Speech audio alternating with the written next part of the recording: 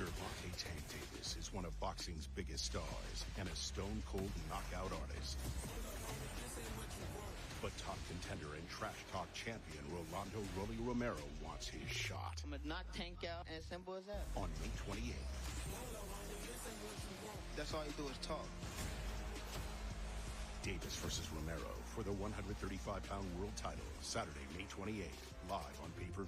Welcome, ladies and gentlemen, to the legendary Gleason's Gym here in Brooklyn, New York, as it is fight week here in the Big Apple. On Saturday night, it'll be Gervonta Tank Davis, who's undefeated, defending his lightweight championship of the world, as he will collide against a fellow unbeaten contender, Rolando Romero. Neither man like each other, and the bad blood will boil over on Saturday night live on Showtime Pay-Per-View from Barclays Center here in Brooklyn. It's all brought to you by TGB Promotions, Mayweather Promotions, and presented by Premier Boxing Champions, as we are going to show you and interview all 8 fighters a part of Saturday night's pay-per-view extravaganza. We have a loaded card from top to bottom. We're going to start off in the super featherweight division, as we have a matchup between a fighter from Mexico and a fighter of Puerto Rican descent, as the rivalry will be renewed once again. Then we will move up from 130 to 154, as Jesus Ramos, who's undefeated, 21 years of age,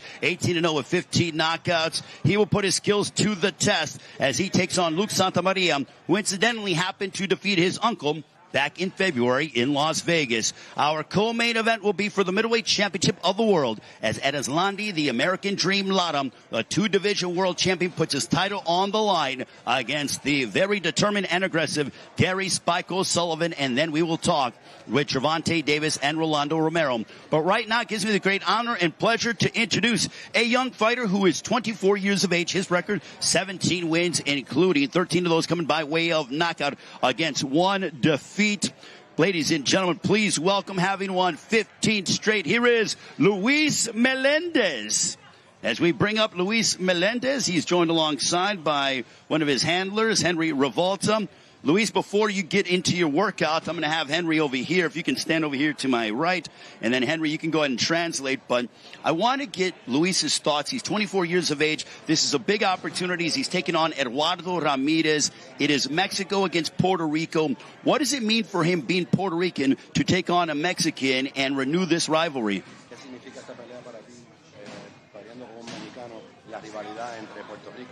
Bueno, de verdad que significa todo para mí esta oportunidad.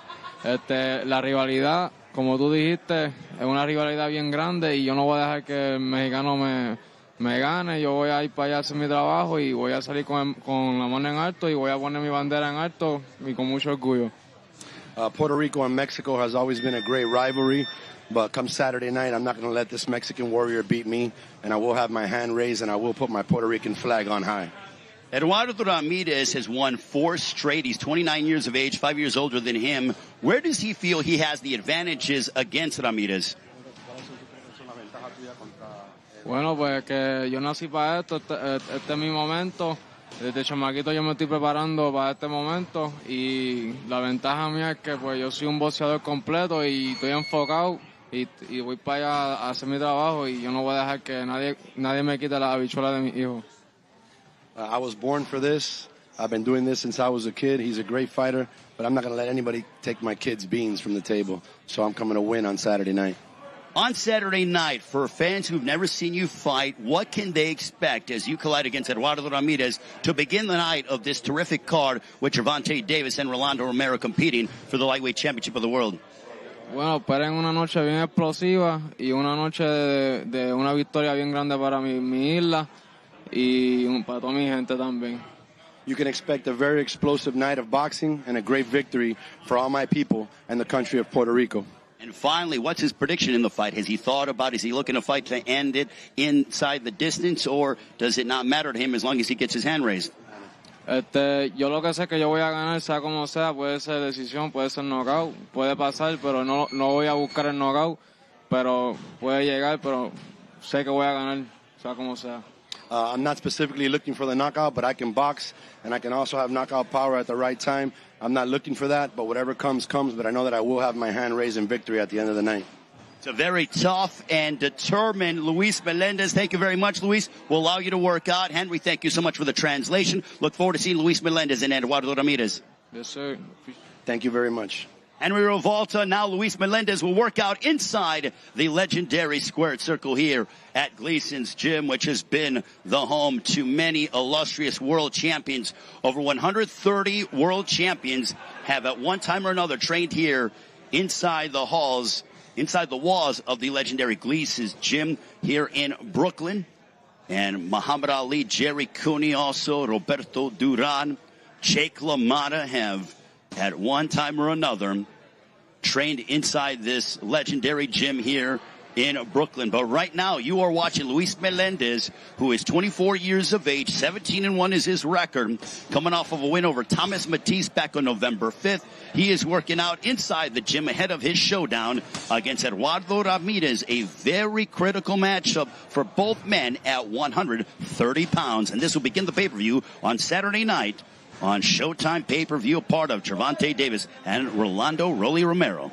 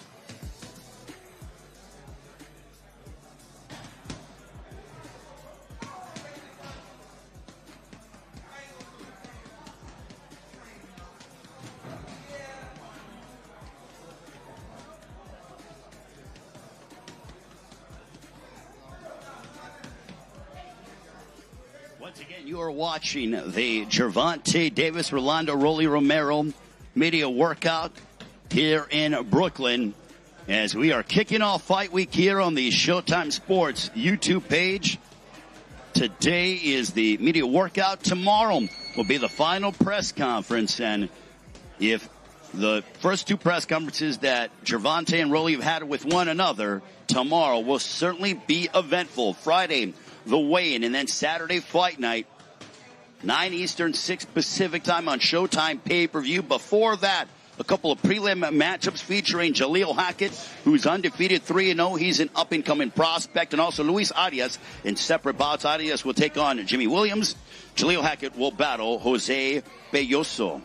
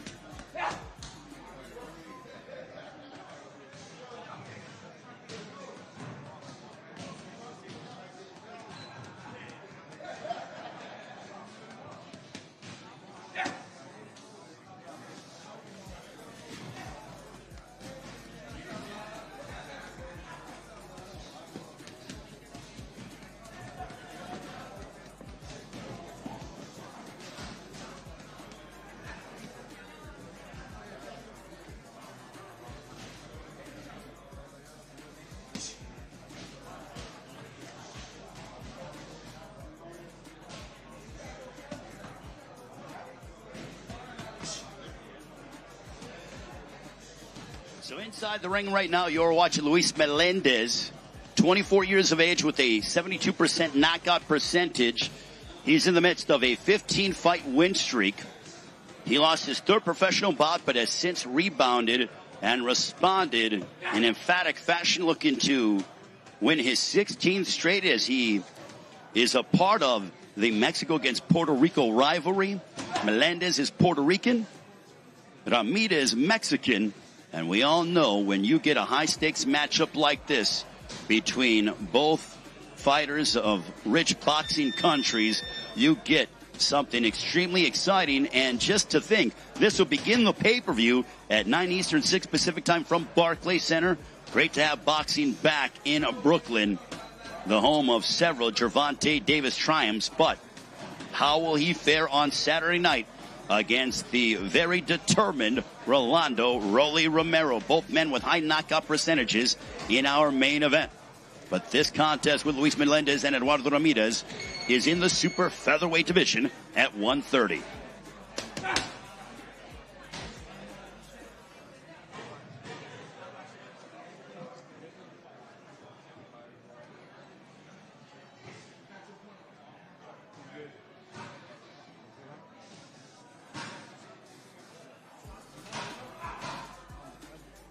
So Luis Melendez will go ahead and depart the ring.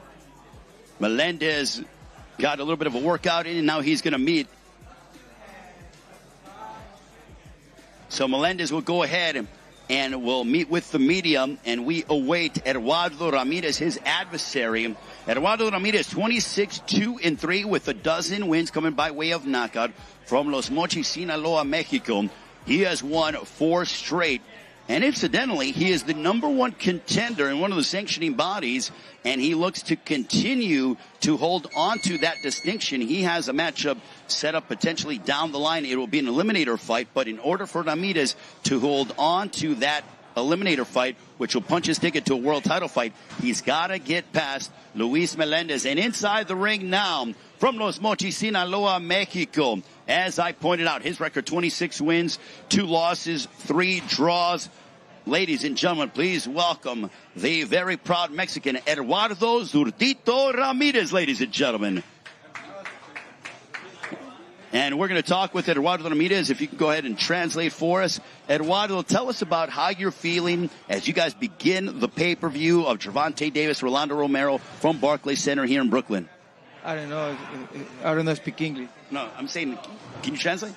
Oh, okay, I will translate then for you. Eduardo, ¿cómo te sientes para esta pelea este sábado contra tu oponente en Luis Melendez? Estoy motivado, estoy listo y vengo a ganar. He goes, I'm focused, I'm ready, I'm motivated, I'm coming to win. What does it mean for you to be a part of the Mexico and Puerto Rico rivalry? ¿Qué significa peleando contra un puertorriqueño? Tú eres mexicano y tienen un rival con México y Puerto Rico en el boxeo. Sí, como lo comentas, es la clásica guerra México-Puerto Rico desde hace mucho tiempo y esta no será la excepción, va a ser una gran pelea. El público de acá de Nueva York va a salir ganador con este espectáculo. The fans are going to win, and yes, he goes, it is well documented, the rich rivalry between Mexico and Puerto Rico, and we are certainly going to put on something very special. In your mind, Eduardo, have you thought about how this fight is going to end? ¿Puedes agarrar una predicción para la pelea contra tu oponente Luis Melendez? No me gusta hablar como dicen por ahí demás, pero yo vengo a ganar y ese es mi único objetivo. I don't like to talk and I don't like to give predictions like everyone else does, but look, I'm coming here to win, and that is my singular focus. And finally, Eduardo, in terms of pressure, because you are ranked in the top of the division, but if you win this fight, you're going to take on, you have an eliminator fight scheduled, but do you feel any pressure? ¿Sientas una presión porque tienes una pelea que puedes pelear por el título mundial? Si ganas esta pelea, ¿tienes una pelea en eliminatorio? No es más que nada presión, sino motivación. Solo eso. He goes, it's not really pressure, it's more motivation, and that's all that there is. So, thank you very much to Eduardo Ramirez. Muchas gracias, y nos vemos este sábado en pay-per-view. Muchas gracias a todos por la audiencia, por el tiempo, y y no se pierdan la pelea de Ramírez Melendez. He goes, listen, thank you very much, and don't miss Ramirez and Melendez. We got something for you. Now we're going to allow him to work out here at Gleason's Gym here in Brooklyn. Eduardo Zurdito Ramirez getting set to collide against Luis Melendez.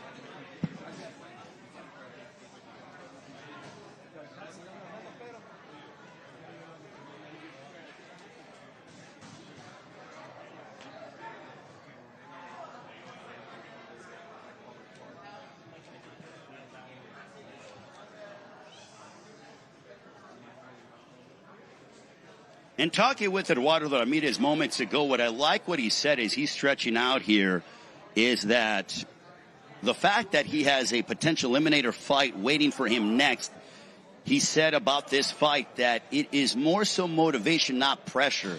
And I feel like Eduardo Ramirez at 29 years of age has certainly evolved and grown quite a bit over the past several years. He had a stumble against Lee Selby years ago. Also had a draw against Ledwan Barthélemy. He would rectify that by stopping Barthélemy back in November of 2019. And now he has won 4 straight, including a win on the undercard of Gervonta Davis's victory over Isaac Cruz. He defeated Miguel Mariaga by unanimous decision back on December 5th. And we all know Los Mochis, Sinaloa, Mexico has produced quite a bit of world champions. The Montiels come to mind, Fernando Montiel, along with Jorge El Travieso Arce. And you have Eduardo Ramirez, who is looking to follow in those footsteps, 29 years of age, as he will match up against the Puerto Rican and Luis Melendez in the super featherweight division.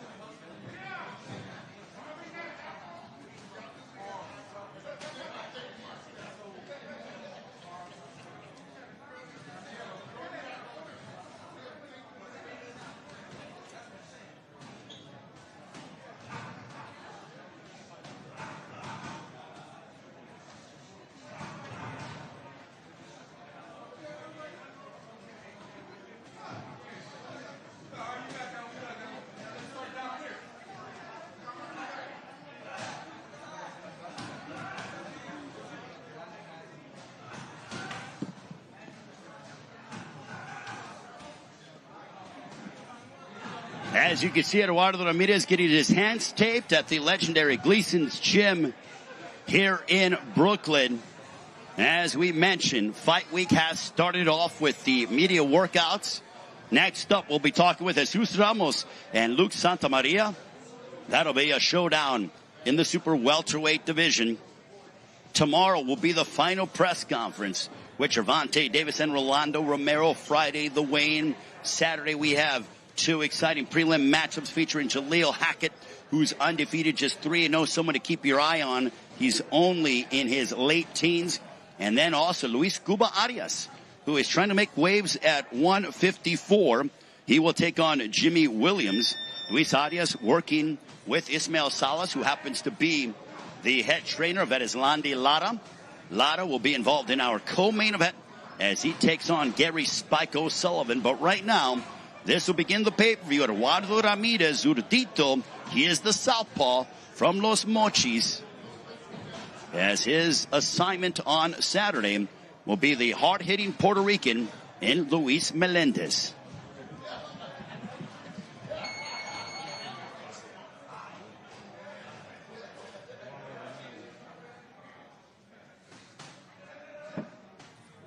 The one thing I will tell you about Eduardo Ramirez, having watched him for so many years, is that he is a volume puncher. He loves to come forward and try to overwhelm you. He doesn't have the highest knockout percentage, under 40%, but make no mistake about it, he has enough power to hurt you and to keep you at bay. Now, will that be the case against Luis Melendez? We'll find out in just 3 days from now at Barclays Center. That place is going to be rocking. The last time Premier Boxing Champions was at Barclays Center for an event was back in early March of 2020.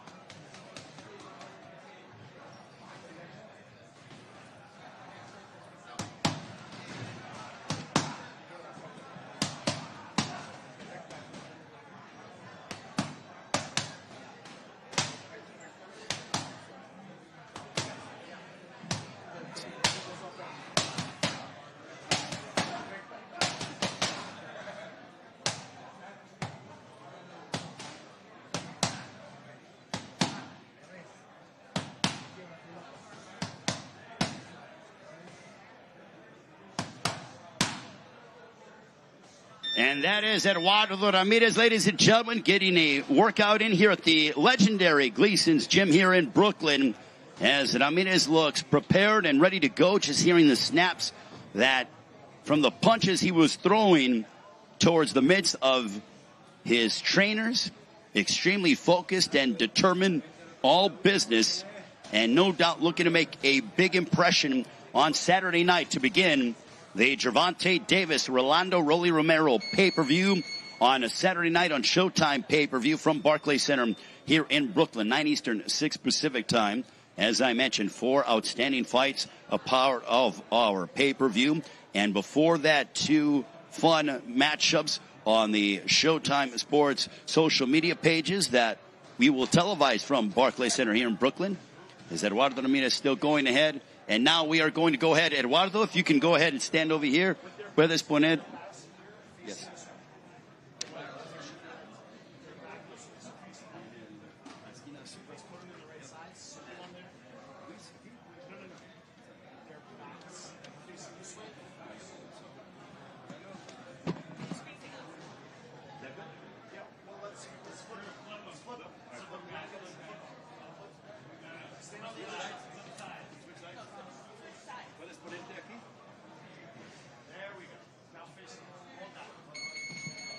And this is our opening matchup on Showtime Pay-Per-View. Eduardo Ramirez, Luis Melendez, the rivalry of Mexico and Puerto Rico reignited. This one in the super featherweight division. Face out, guys. Aquí. Face out, guys. Look at that stare down, ladies and gentlemen. Neither man wanted to take their eyes off each other. Eduardo Ramirez and Luis Melendez matching up.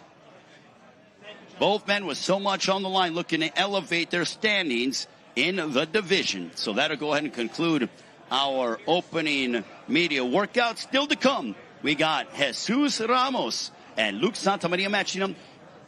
And as we go ahead and get set, ladies and gentlemen, we are here at the legendary Gleason's Gym here in Brooklyn, and I mentioned that, and I'm going to be talking about that a lot, but I think it's so fitting that we're here at Gleason's Gym because it is the 57-year anniversary of when Muhammad Ali knocked out Sonny Liston in that memorable, iconic photo where Ali is standing over Sonny Liston. What's interesting about that is that Muhammad Ali, led by his trainer, the great, the Hall of Famer, Angelo Dundee, prepared for that fight here at Gleason's Gym over 57 years ago. And as we go ahead and inch closer to Fight Night, there is something very special about being here in New York City, in Brooklyn, as since Barclays Center opened up over 10 years ago, it has been the home of some memorable matchups and some huge moments. And for Gervonta Davis, it is the home of when he defeated Jose Pedraza to capture his first world title. And you have to go all the way back to that of January 14th, 2017. So over 5 years ago, that is how long Gervonta Davis has been a world champion. He is a 3-division, 5-time world champion, as he will put his lightweight crown on the line against somebody that, I'll be honest with you, he doesn't really care too much for, in Rolando Romero. Romero's 14-0, 12 knockouts. He is 26 years of age from Las Vegas. He has been antagonizing Gervonta Davis. That's something that I have never seen any opponent try to do towards Davis. So the bad blood certainly will boil over and will continue to escalate until we get to Fight Night on Saturday with Gervonta Davis and Rolando Romero, both men with high knockout percentages. And I'll tell you, just from my standpoint, and talking with Rolando Romero last week, I'll talk with Gervonta Davis and Rolly here today at Gleason's Gym, but I believe that we are going to get a knockout and something very special no matter who is victorious on Saturday. It is a Memorial Day weekend, and make sure to join us wherever you are around the United States. And I'm sure you're going to be having cookouts during the extended holiday weekend. We'll sit back, relax, and allow Gervonta Davis and Rolando Romero to entertain you, plus this loaded card from top to bottom, 4 thrilling matchups. You heard from Luis Melendez and also Eduardo Ramirez. They will kick things off at 130. Then we'll go up to 154 with Jesus Ramos and Luke Santamaria. Santamaria coming off of a victory over Ramos' uncle, that being Abel Ramos. But Jesus Ramos has been flourishing, and he's only 21 years of age, 18-0, with 15 knockouts from Casa Grande, Arizona. He continues to get better and better. Now he has added straight the conditioning coach, Larry Wade, to his team to assist with the members of his family who are training him and getting him prepared for battle. But Jesus Ramos, no doubt, wants to continue to climb up the ladder and potentially challenge for a world title sooner rather than later. For Luke Santamaria, for him, he has won 2 straight. He defeated Devin Alexander. Most recently, as I pointed out, defeated Abel Ramos. He is looking to extend his win streak to 3. Our co-main event, Erislandy Lara and Gary Spike O'Sullivan. Gary Spike O'Sullivan, 37 years of age, from Cork, Ireland, challenging for a world title for the first time. He has fought some elite competition, most notably the likes of Billy Joe Saunders, also Jaime Munguia and Chris Eubank Jr. He's lost in all of those matchups, but I'm curious to see how he's feeling in this being his first world title opportunity, if he can find a way to defeat Erislandy Lara. Lara, 39 years of age. He's coming from the Cuban School of Boxing, trained under the guidance of Ismael Salas. And, you know, Lara, at 39 years of age, he was involved in the 2018 Fight of the Year against Jared Hurd, which he relinquished his super welterweight championship. But what a matchup that was. And as Lara has gotten older, he has decided to really sit down in his punches more, maybe because he doesn't have the legs that he did back, years ago. He's been a pro for over 13 years, but I think it makes for a more exciting Erislandy Lara, and I think the fans have certainly been able to reap the benefits. He wiped out Thomas Lamana last May to capture this vacant title, and now, lo and behold, he will defend this crown. And I'm curious to see if anyone or any of the top names, either at middleweight or even potentially if Lara may have to move up to super middleweight to try to get those big fights that he's been clamoring for. But Lara, he goes, look, I'm focused only on Gary Spike O'Sullivan because we talked to him last week, and I will further get his thoughts to see if he can entice one of those big names at 160 to go ahead and step inside the ring with him if he's successful on Saturday against Gary Spike O'Sullivan. And then we pointed out Gervonta Davis and Rolando Romero. If you haven't seen the first All Access of Tank and Rolly, oh my goodness, it's very easy to do. Once you are done watching the media workouts here today, continue to look at the Showtime Sports YouTube page and check out the full-length episode. The Showtime Sports team does a marvelous job of documenting and taking us behind the scenes of these fighters' journey, their mindsets, their family lives, as we inch closer to fight night on Saturday with so much at stake, as both men are undefeated and neither man wants to taste defeat to the other. And we are going to get, I think, a barn burner for as long as it lasts. Key phrase, as long as it lasts, because in my estimation, there will be no need for the judges. This one will not go the distance. Somebody is getting put to sleep on Saturday on this Memorial Day weekend. Great to be back here at Barclays Center and, curtailing the fact for Gervonta Davis. The last time we saw him here at Barclays Center was back on April 21st, 2018, a third-round TKO over Jesus Queixada, the Argentinian. Since that time, Gervonta Davis, he has gone to Atlanta twice and drawn over 15,000 in each fight. A win over Yuriokis Gamboa. Also, you saw him in Atlanta, a victory over Mario Barrios. He went to Los Angeles and he knocked out Hugo Ruiz back in February of 2019. A vicious first-round knockout at Dignity Health Sports Park, the War Grounds, where he drew well over 7,000 to 8,000 fans. He fought in his hometown of Baltimore, Maryland at the State Farm Arena when he was successful, and he defeated Ricardo Nunez in front of a sellout crowd there. Everywhere Gervonta Davis goes, he draws big houses, and that was so indicative back on December 5th when he won a unanimous decision victory over Isaac Cruz, and it wasn't easy for Gervonta Davis.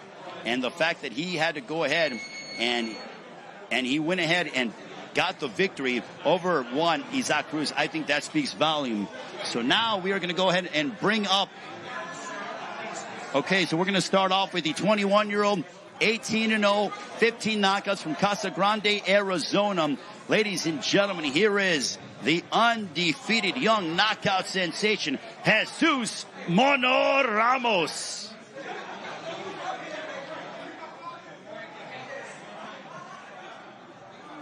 Jesus Ramos with his strength conditioning coach, Larry Wade, behind him.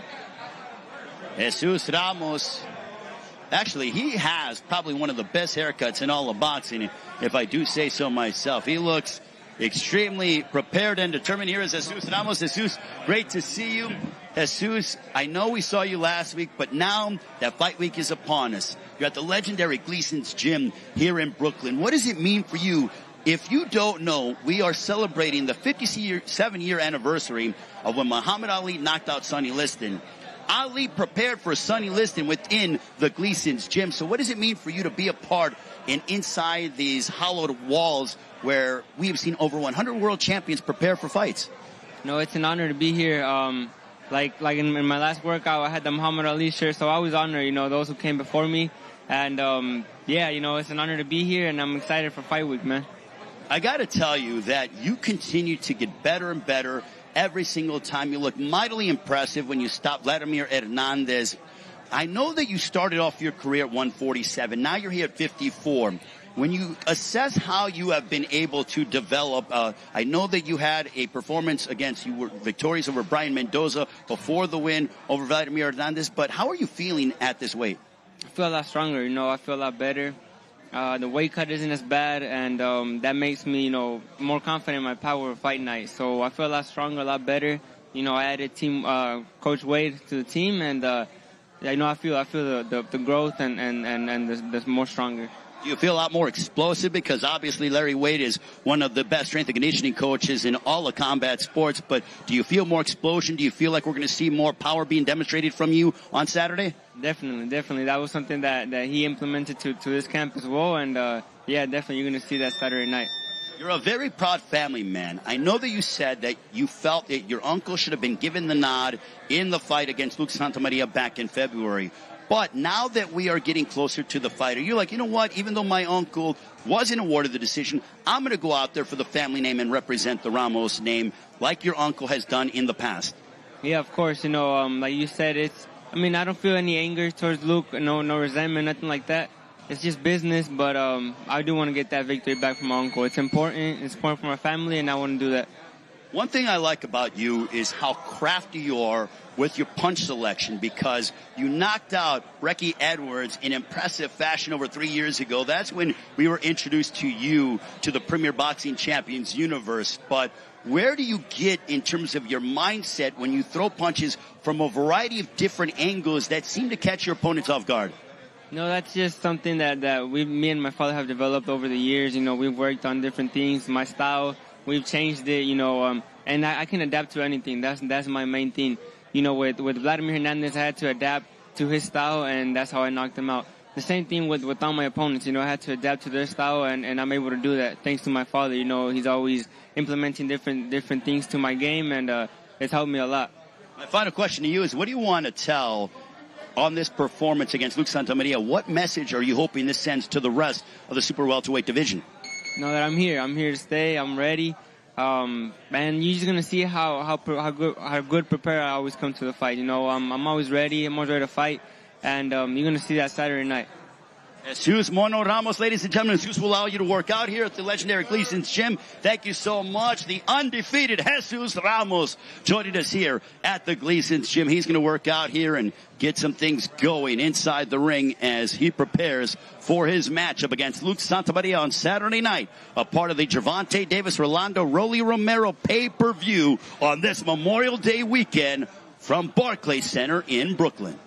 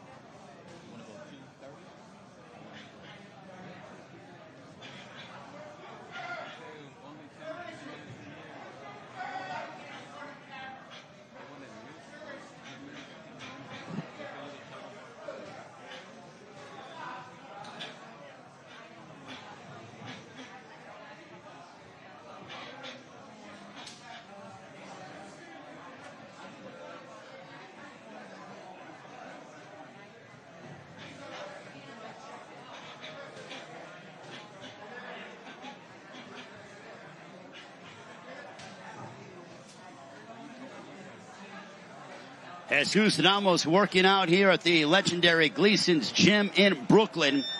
Ramos, 21 years of age. If you want an indication on and to see the punching power being demonstrated by Jesus Ramos, go on social media on the PBC Twitter page and find the knockout victory over Ricky Edwards. That was back in September of 2019. It was a home run overhand left that drilled Edwards. Edwards went face first, and Ramos was barely 19 years of age at the time, maybe even 18 if I stand corrected. But that was a fight where Edwards was a tricky fighter, really hadn't made too many guys look good, and Ramos went out there and finished him off in abrupt fashion. And also, not only is he a heavy hitter, but everything, if you're seeing what he's doing right now, everything comes off the jab. He's a southpaw. He's a tall southpaw. He's ranging. He's gaining more power from what we've been told, working with his strength and conditioning coach, Larry Wade, who incidentally happens to be the strength and conditioning coach for the likes of Caleb Plant, the now retired Showtime Sean Porter. And also, Larry Wade has been preparing Rolando Romero from a strength and conditioning standpoint for his assignment against Gervonta Davis this upcoming Saturday. So Larry Wade certainly in high demand, and Jesus Ramos adding him to his team along with the entire Ramos family from Casa Grande, Arizona.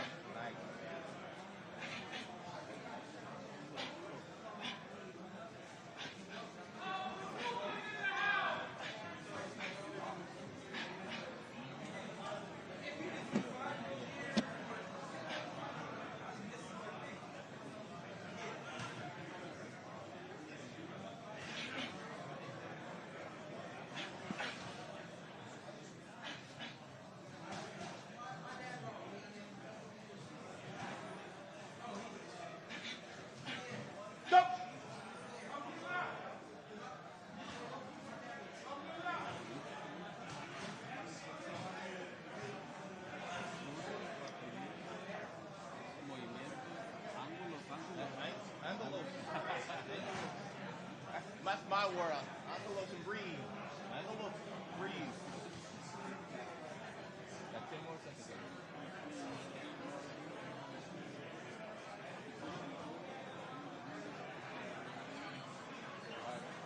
Whoop!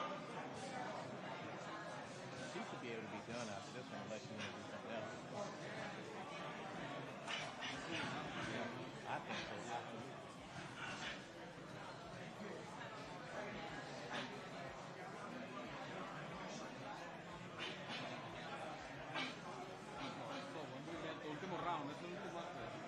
Okay, cool. Yep. No problem. So here's the on that banner.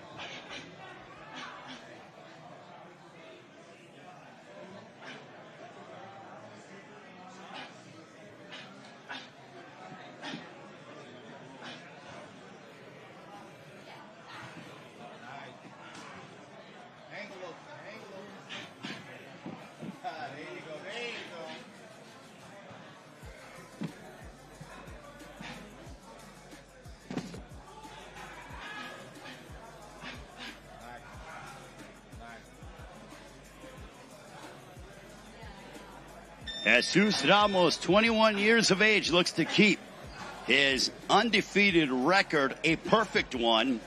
But Luke Santamaria, the 24-year-old from Garden Grove, California, has other plans. What I love about this matchup is it's a fight between two very determined young 20-year-olds. Santamaria, 24. Ramos is 21. And both men are certainly extremely transfixed on trying to move up the ranks in the so talent-laden super welterweight division that right now has been conquered by the kingpin of the division, Jermell Charlo, who recently, just 2 weeks ago, was victorious over Brian Castano in front of a raucous atmosphere at Dignity Health Sports Park in Carson, California.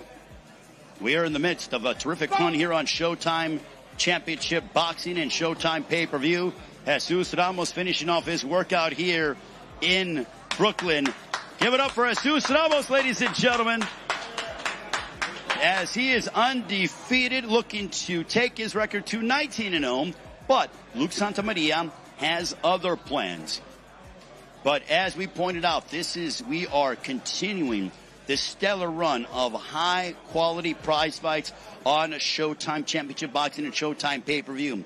We started this back a couple of weeks ago with Jermell Charlo's victory over Brian Castagna, unifying the super welterweight division. Last week in Glendale, Arizona, a sensational performance by the super middleweight standout, the star in David El Bandera Roca Benavides, a third-round TKO victory over David Lemieux. Now they have given David Benavides the nickname of being the Mexican Monster. So not only is he El Bandera Roca, but now known as the Mexican Monster, as he's 26-0 with 23 knockouts. This week, Gervonta Davis, Rolando Romero for the lightweight championship of the world on Showtime Pay-Per-View. Next week, we'll be in Minneapolis as Stephen Fulton, fresh off of his win, as he helped to unify somewhat of the super bantamweight division. He will put his title on the line against none other than Daniel Roman. And now we bring up to the legendary Gleason's ring here in Brooklyn, a man with a record of 13 wins against 2 defeats, 1 draw, 7 wins coming by way of knockout. He's won 2 straight, including a win over Devin Alexander, and most recently having defeated the uncle of Jesus Ramos, Abel Ramos, back in February. Ladies and gentlemen, from Garden Grove, California, Luke Santamaria joining us. Luke, thank you so much. It is such a pleasure. Luke, this has been a moment you have been clamoring for your entire life. A big card like this on Showtime Pay-Per-View, Barclays Center in Brooklyn. What does this mean for you? I'm excited. I'm excited to put on a great show and shock the world once again.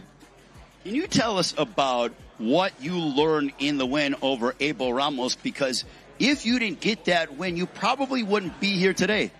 Yeah, no, I've learned a lot. I learned, just that I can do it. I mean, when the world is against you, it makes me work harder. So it taught me a lot about myself. So when they called you to take on Jesus Ramos, did you think, man, oh man, now I got to fight the entire family moving forward? Yeah, no, definitely. We accepted the fight right away because we know it's going to be a great fight. So, we're excited. How are you feeling here at 54? Because I believe your last fight was at 47, but now you're here at 54. How are you feeling at this weight? Oh, I feel better. I mean, it's not the weight class I'm gonna keep fighting. I just did it just to fight Jesus. But once the fight's over, we're gonna go down. But I feel great. I get to eat more and I get to cut less, so it's cool. Not giving away too much of your game plan, but where do you feel like you have the advantages against Jesus Ramos? It's just box. Box. Try to control that power. That's pretty much.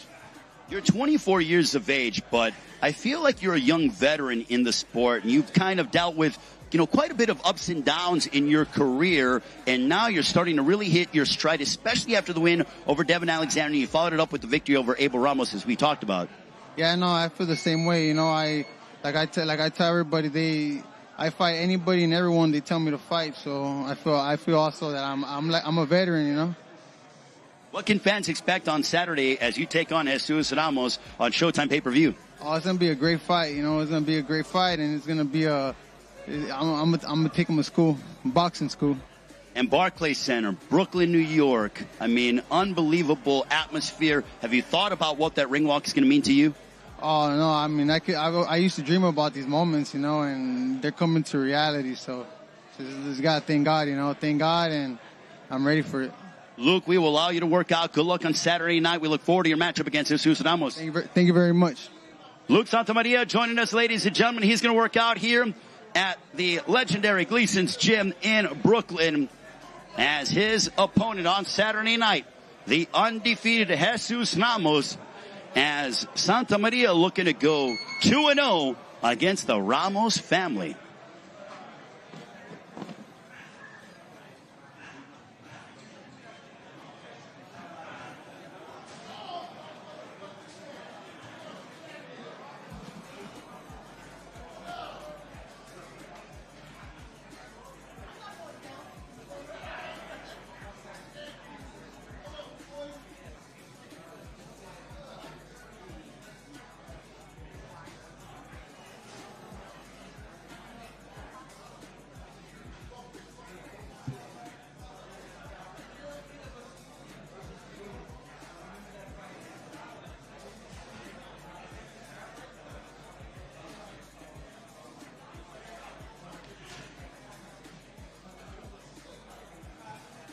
Luke Santamaria inside the ring here in Brooklyn. He has 85 professional rounds under his belt as he will take on a young knockout artist in Jesus Ramos, who has an 83% knockout percentage in his fights. But Luke Santamaria professed to me moments ago that he is going to take Ramos to boxing school and give him a lesson in the sweet science. Well, speaking of lessons, here at the famed Gleason's Gym here in Brooklyn, there have been so many legendary and Hall of Fame prize fighters who have learned and gotten into training camps for respective prize fights here. The last time I checked, I believe Gleason's has had 134 world champions prepare for prize fights within the history of this gym that was originated back in 1937.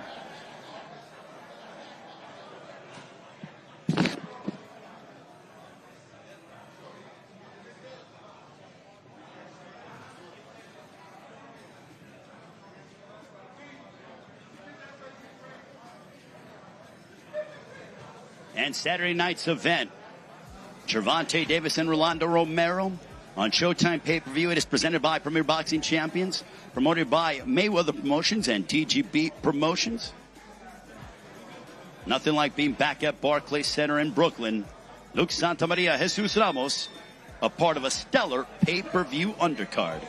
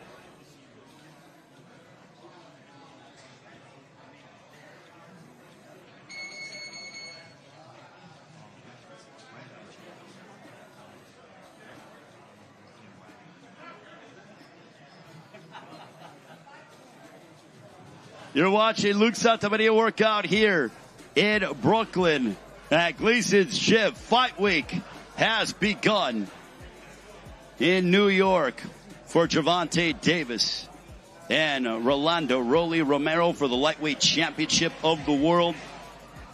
Luke Santamaria from Garden Grove, California, working out shadow boxing ahead of his pay-per-view clash with the unbeaten 21-year-old who has 18 wins. All but 3 of his fights have been finished inside the distance.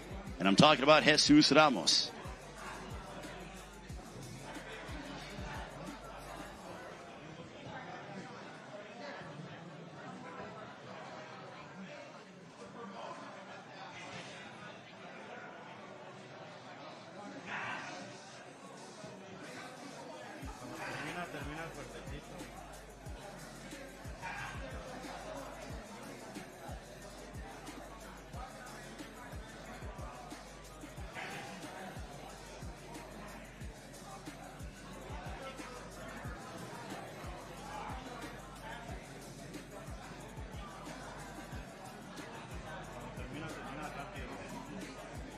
We appreciate all of you joining us wherever you are around the world. Welcome to Fight Week here on the Showtime Sports social media pages.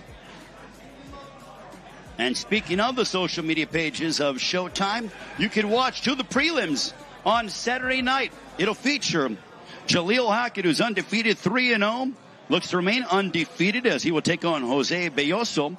And then Luis Cuba Arias, who got into a bit of a confrontation against Tony Superbad Harrison back in April prior to Sebastian Fundora's win over Erickson Lubin, as he had a little bit of a scuffle with Tony Harrison during the pre-fight press conference, as Tony Harrison was involved on the televised undercard. But Luis Arias said that if he's successful against Jimmy Williams on Saturday, which you will be able to see on the Showtime Sports social media pages, then he wants a matchup against Tony Harrison. That is what he craves. But Luke Santamaria is craving a victory over Jesus Ramos and is aiming to go 2 for 2 against the Ramos family on Saturday.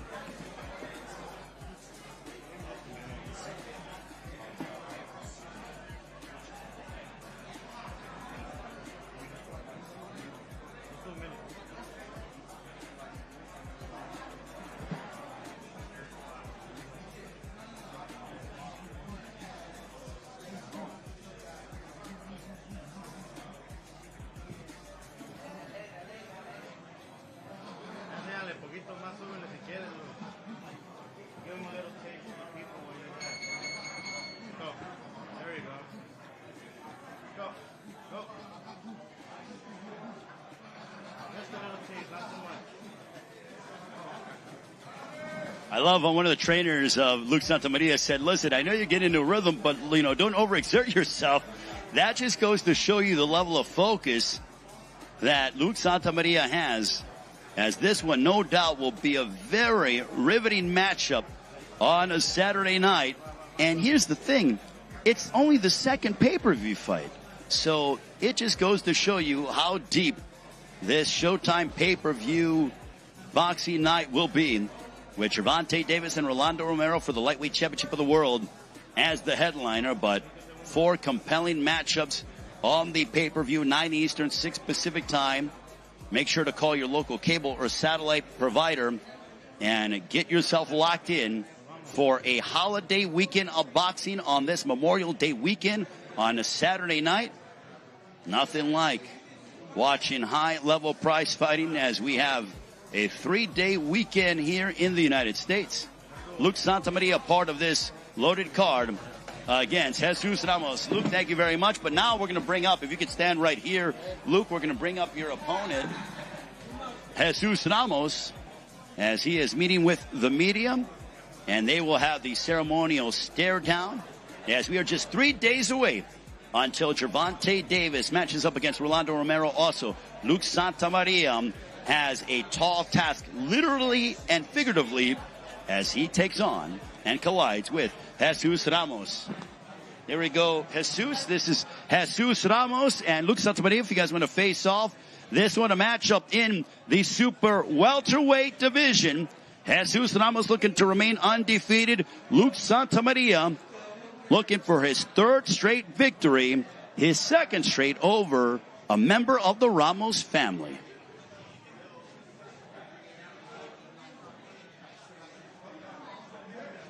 Face out, guys. Jesus Ramos, Luke Santamaria, ladies and gentlemen, should be a compelling matchup.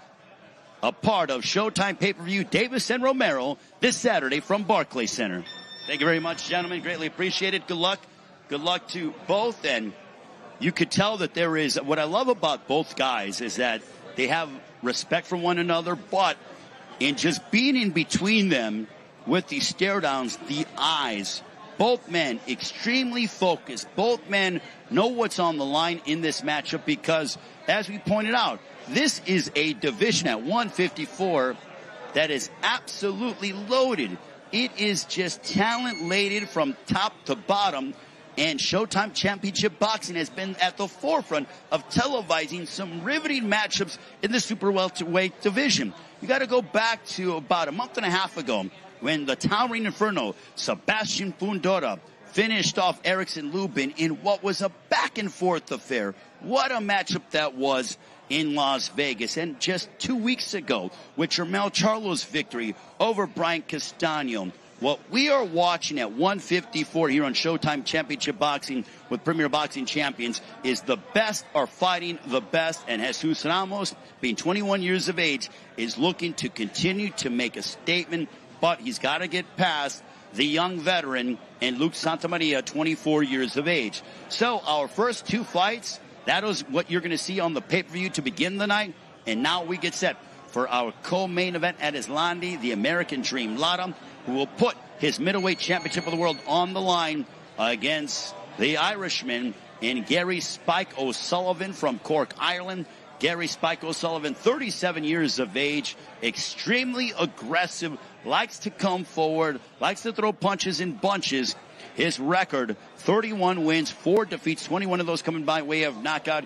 He's been inside the ring against the likes of Billy Joe Saunders, Jaime Munguia, Chris Eubank Jr., just to name a few.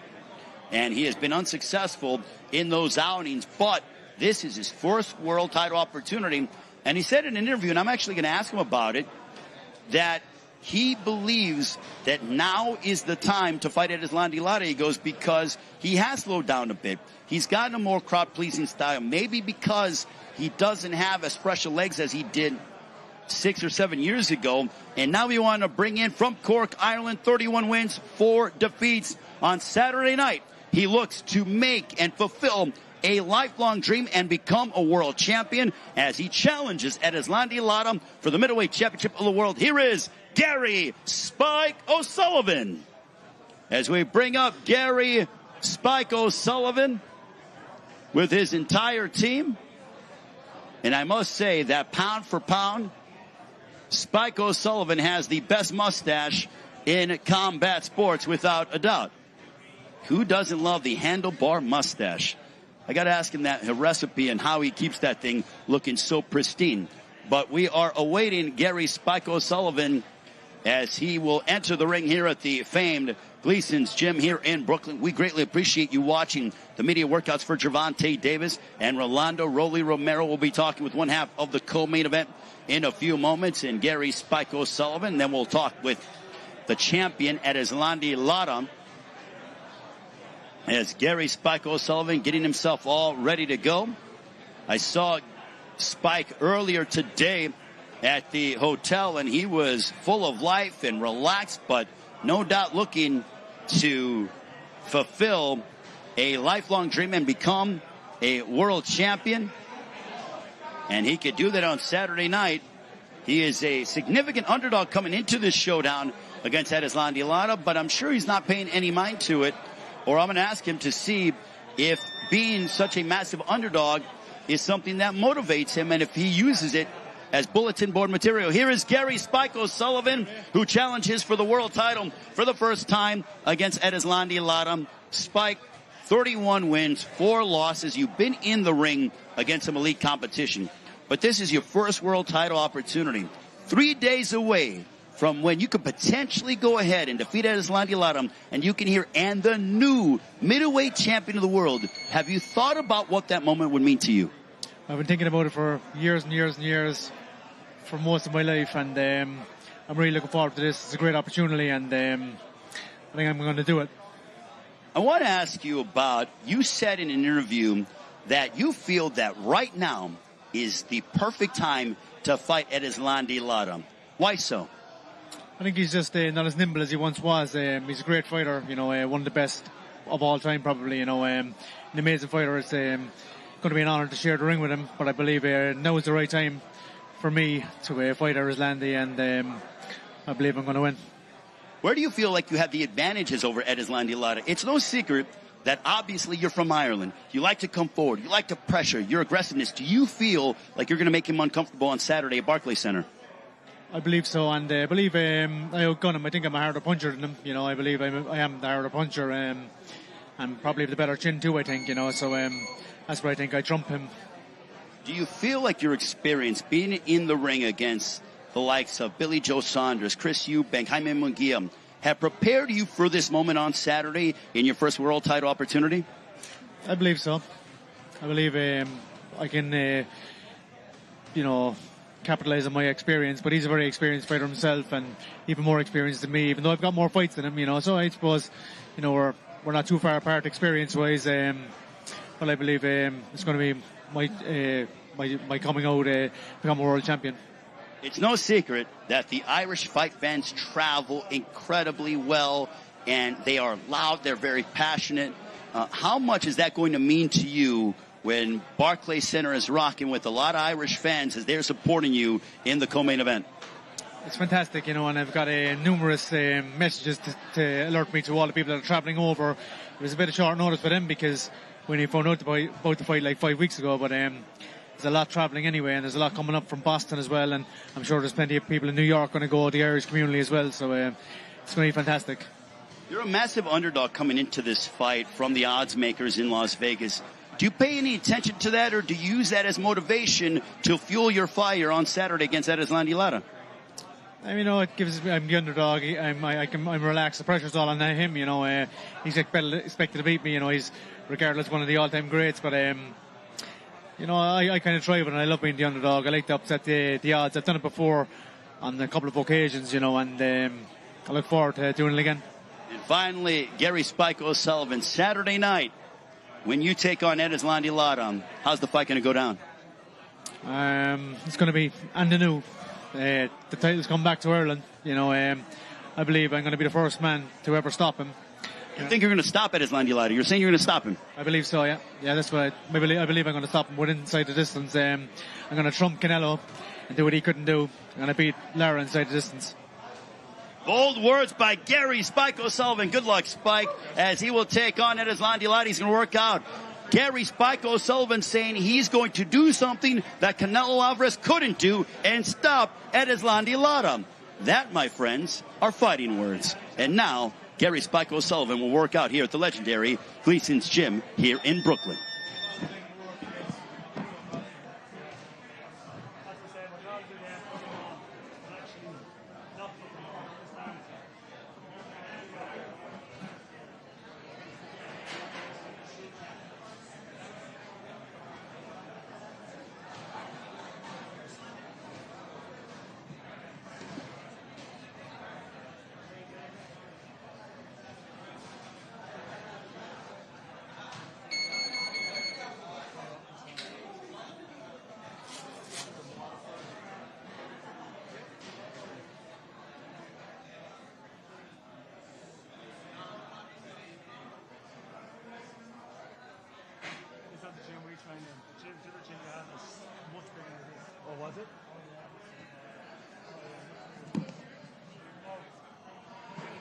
Once again, you are watching the Showtime Sports YouTube page. It is Davis Romero Fight Week here in Brooklyn.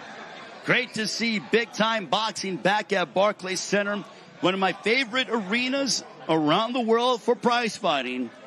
And no doubt there will be electricity in the air at Barclays Center. I'm sure you're going to feel it wherever you're watching at home, live on Showtime Pay-Per-View, 9 Eastern, 6 Pacific time. Gary Spike O'Sullivan working out here at Gleason's Gym, professing he will be the first man to stop Erislandy Lara doing something that Canelo Alvarez was unable to accomplish.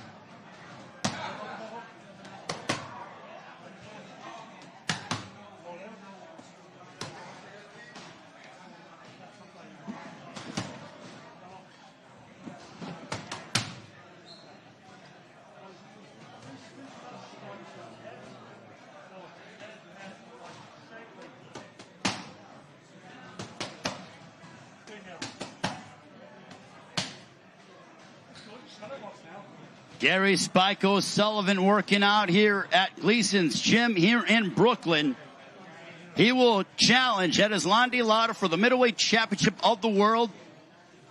O'Sullivan competing for the world title for the first time in his career.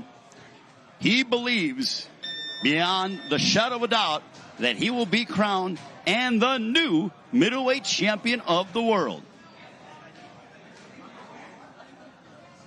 Also, ladies and gentlemen, tomorrow, join us on the Showtime Sports social media pages for the final press conference with Gervonta Davis and Rolando Romero. No doubt you will get verbal fireworks between both main event combatants. Friday, the weigh-in live on our social media pages, and Saturday night, 9 Eastern, 6 Pacific time on Showtime Pay-Per-View. 4 exciting matchups headlined by Gervonta Davis's lightweight title defense against none other than Rolando Romero.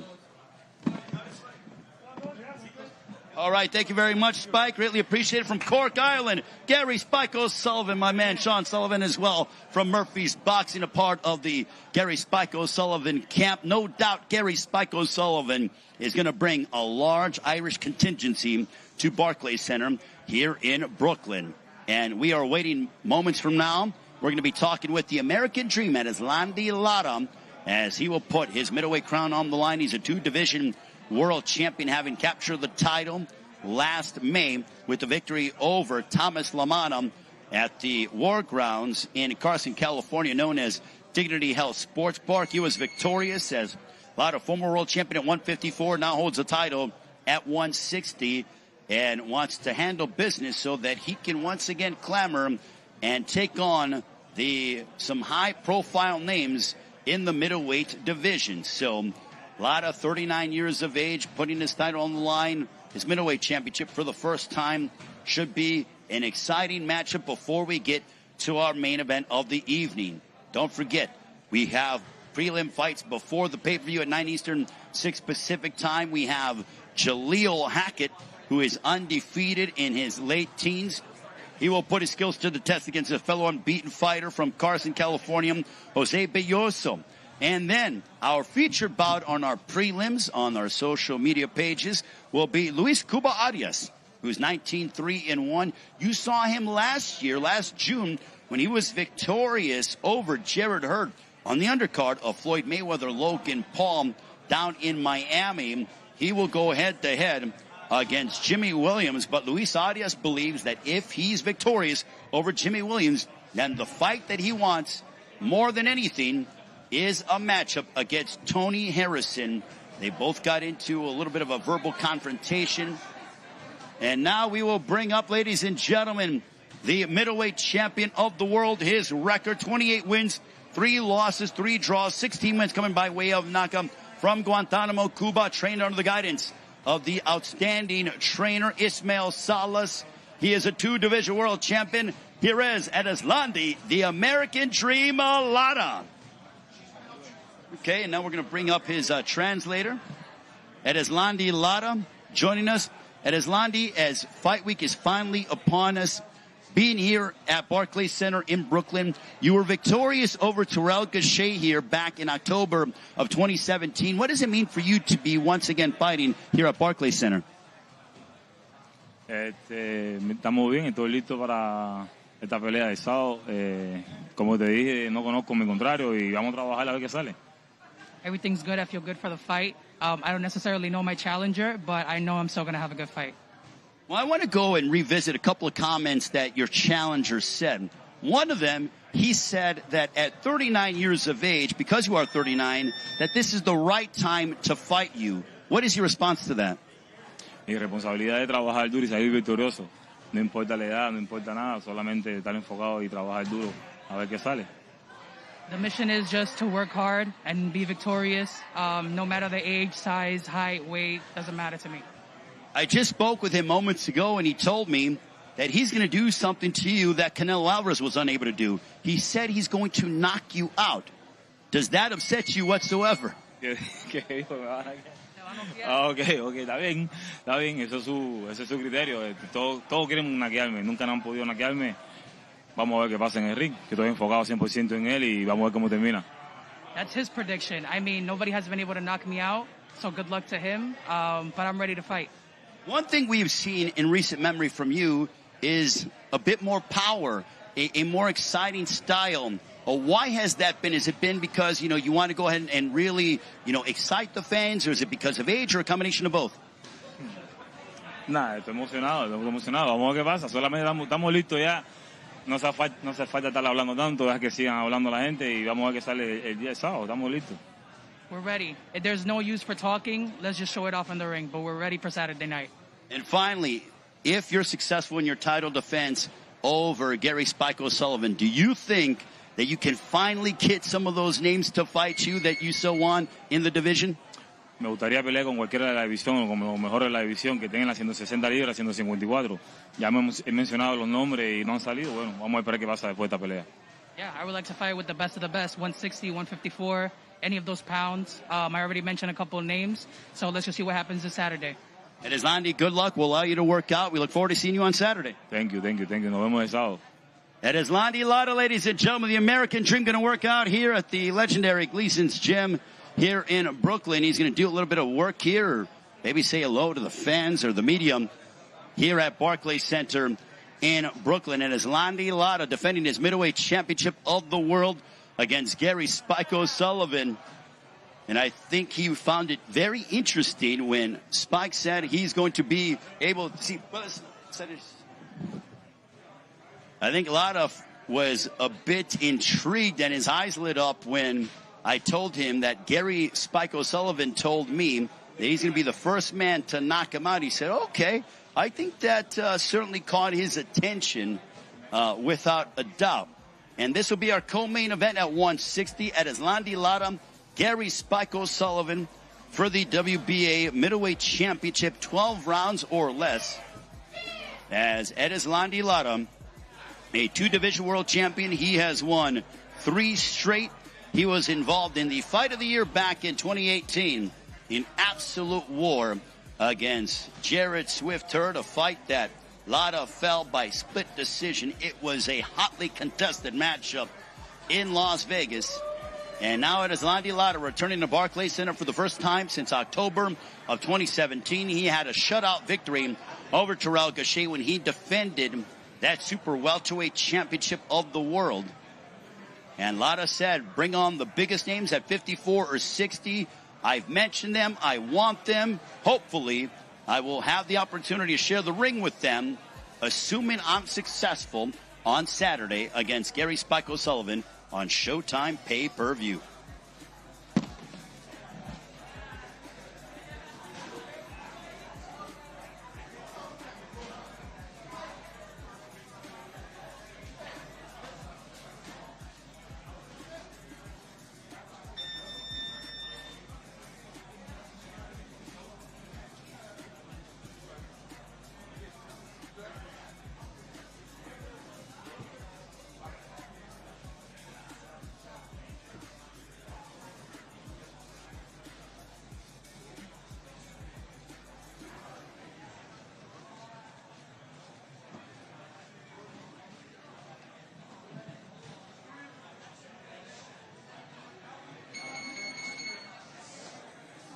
Erislandy Lara has been a pro for over 13 years. He's been inside the ring with the likes of Canelo Alvarez, also Swift Jared Hurd. Just to name a few, also I pointed out Terrell Gausha, coming off of over a year layoff when he was dominant over Thomas Lamana last year in Southern California. And now his opponent, Gary Spike O'Sullivan from Cork, Ireland, who is looking to become a world champion for the first time in his career. Erislandy Lara stablemates with Luis Cuba Arias, who will be involved in our social media undercards.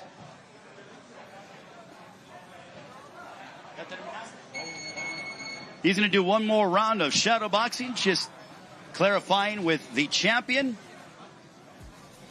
As we are here at the famed Gleason's Gym here in Brooklyn, which has been the home of 134 world champions over the course of its illustrious time being open here in the New York area.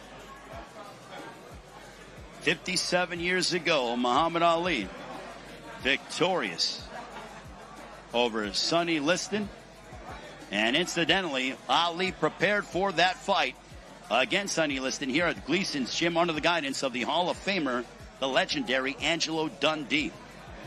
Also the names of Roberto Duran, Jake LaMotta, gentleman Jerry Cooney come to mind among some of the illustrious names who have worked out and set up training camp here at Gleason's Gym in New York.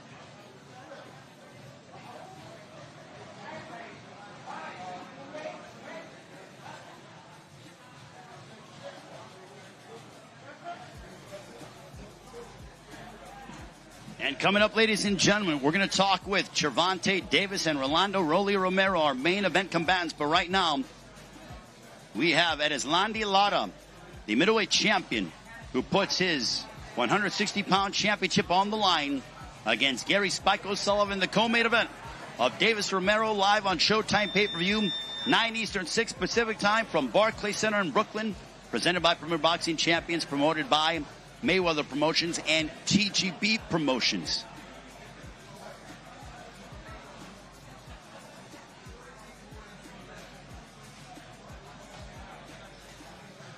It's great that Premier Boxing Champions is returning to Barclays Center for the first time in over 2 years. The last time we were there was March of 2020, right before the pandemic.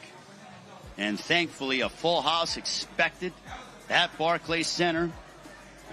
Cannot wait, as there are some unbelievable fight fans in the Northeast, especially at Barclays Center. And there is Erislandy Lara. Erislandy, you can stay here momentarily. Andrew, if you want to bring up, ¿puedes ponerte aquí?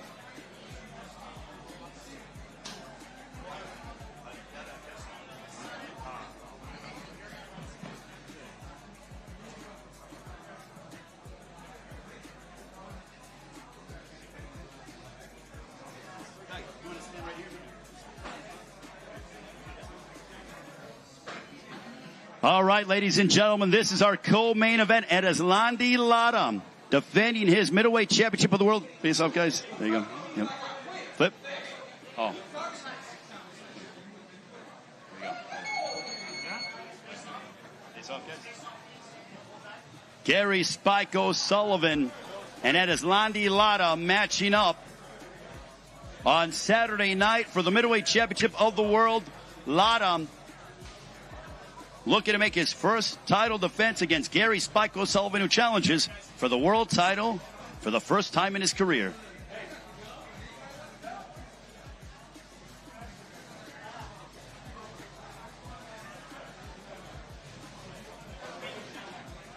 Thank you very much, Erislandy and Spike. Greatly appreciate it.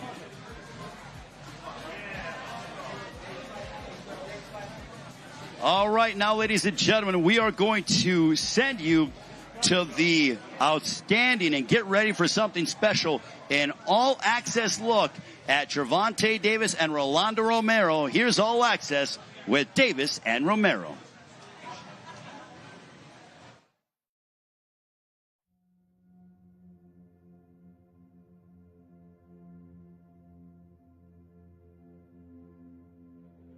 Welcome to the beautiful borough of Brooklyn. Gervonta Tank Davis, 5-time world champion, one of boxing's biggest draws, taking on the WBA #1 contender, unbeaten, Rolando Romero. On May 28th, somebody's old has to go. And both are promising that someone's going to go to sleep as well. It ain't about the old this time. It's about respect. These two guys been going at it for years. Unfinished business. You know, we're the new kids on the block, but we're not new to fighting. We know what Bullet do. You don't know shit about me. Yeah, we know that none of your fighters got skills. We know that for sure. Do you believe Tank is underestimating you? Yes, everybody's underestimating me. He's gonna get knocked out, and that's that. Gervonta? Some people made to do it, and some people just, you know, talk their way through it. In boxing, fights take place for a multitude of reasons. But none are more intrinsic or more central to the sport's existence than the oldest reason of all. To quite simply, shut somebody up. On a career trajectory that's spiraling upwards, Gervonta Davis has felled all manner of foes, winning world titles in 3 separate divisions. Gervonta Tank Davis hits different. But never before, in the never-before career of Tank Davis, has he wanted, even needed, to fight for old-fashioned reasons.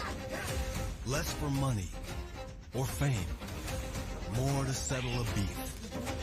There ain't no real beef other than me wanting to beat the fuck out of him.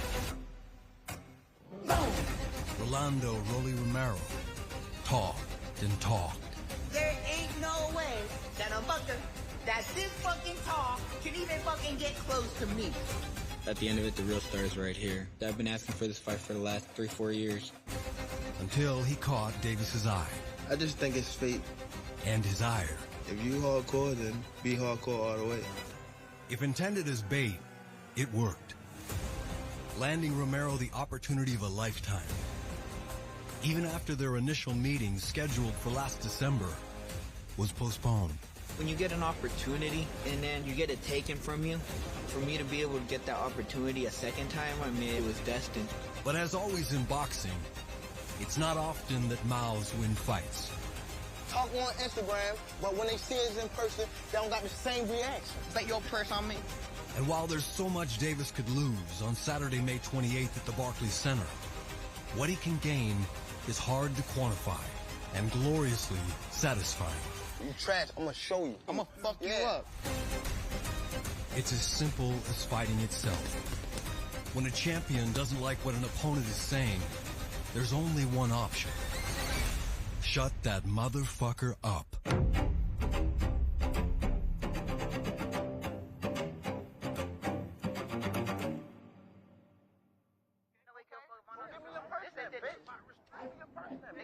bet your purse on me. Bet your purse. Let's do it.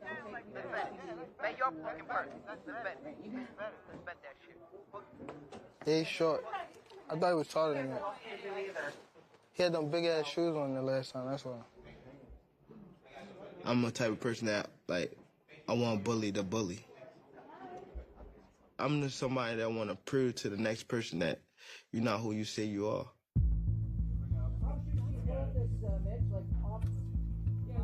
Broly definitely somebody that, you know, he talk the talk but don't walk the walk. Like, real killers don't really talk. They put work in. They actually, you know what I mean, grind and things like that. I'm coming with everything, and I want to stop him. I want to knock him out. As soon as I hit him to the canvas, I want to look directly in his eyes like I told you. Probably say some more words, but I want to see him on the ground. As any therapist would note, unresolved conflicts tend to fester. I feel like I'm actually about to go fight right now today. I just want it, and I feel like I rehydrated, and I'm about to go out and fight today. It's that coffee. I don't know what. It's that coffee. It's that coffee. Last December, months of contention and barbs and mink coats pointed 2 undefeated boxers towards a night marked for resolution. Tank Davis and Rolando Romero would finally stop yapping and start throwing. Alas, that didn't happen after sexual assault allegations were levied against Romero. But less than 5 months later, with no charges filed, the fight is back on. I felt, honestly, that experience made me grow. It made me grow up as a man, and I felt like it turned me from more of a child to a man. And I'm happy for that because I'm going to start the next chapter in my life as a man. I've done nothing but focus on this fight since then, you know? To me, it's like just, I want to fuck you up now.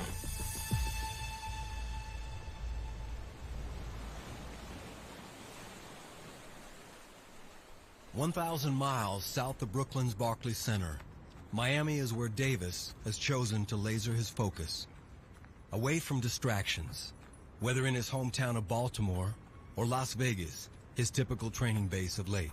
Keep that same stride! Here, he's closer to his newborn daughter. And Magic City presents an added bonus: freedom from the chaotic nature of other camps. This camp is not so many people.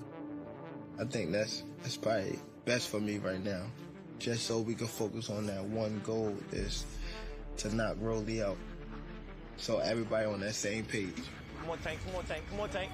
Come on, Tank, come on, boy! Push it! Pick it up right there, pick it up right there!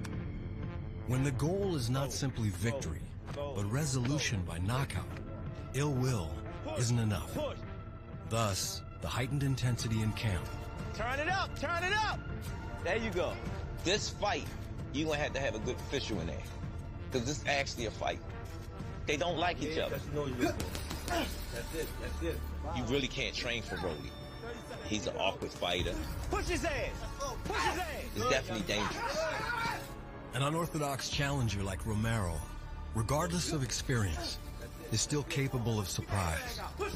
And Davis learned in his last bout that he must adjust to whatever twists he cannot foresee. Oh my! Wow! Last December, Davis still fought in Los Angeles, but rather than silence Romero, he discovered just how hard a pit bull can bite. Yes, Isaac Cruz was a late replacement, but the fight and their night went longer than expected. Oh, and Cruz just staggered Davis with the right hand! Cruz used Davis's strategy against him, swinging relentlessly. Oh my! Wow, what a hole! Tank fired less than normal. There's again the uppercut in the straight left by Davis. The result, he would later reveal, of injuring his hand halfway through. Every time I hit him, I felt like a sharp pain. So I was like, nah, I can't use this hand anymore. By the championship rounds, the tension had elevated. The bout too close to call. That left hand is not being used. With one hand and all heart, Davis deployed superior boxing skills to prevent an upset tinged by injury. You have to appreciate the boxing of Gervonta Tank Davis in this round. For only the second time in 26 professional outings, a Davis fight went the distance. And still, the undefeated When he won, he exhaled, sending a message that he needed no words to convey. Honestly, I thought Tank was gonna walk all over Cruz. Pitbull Cruz really beat the fuck out of him. He made Tank fucking scared out of his mind. Now, can you imagine if I was in there? A dude that punches way harder than both of them put together, bigger than both of them, stronger than both of them, more aggressive than both of them. He's not that tough. People think he's tough, but he's just a way bully.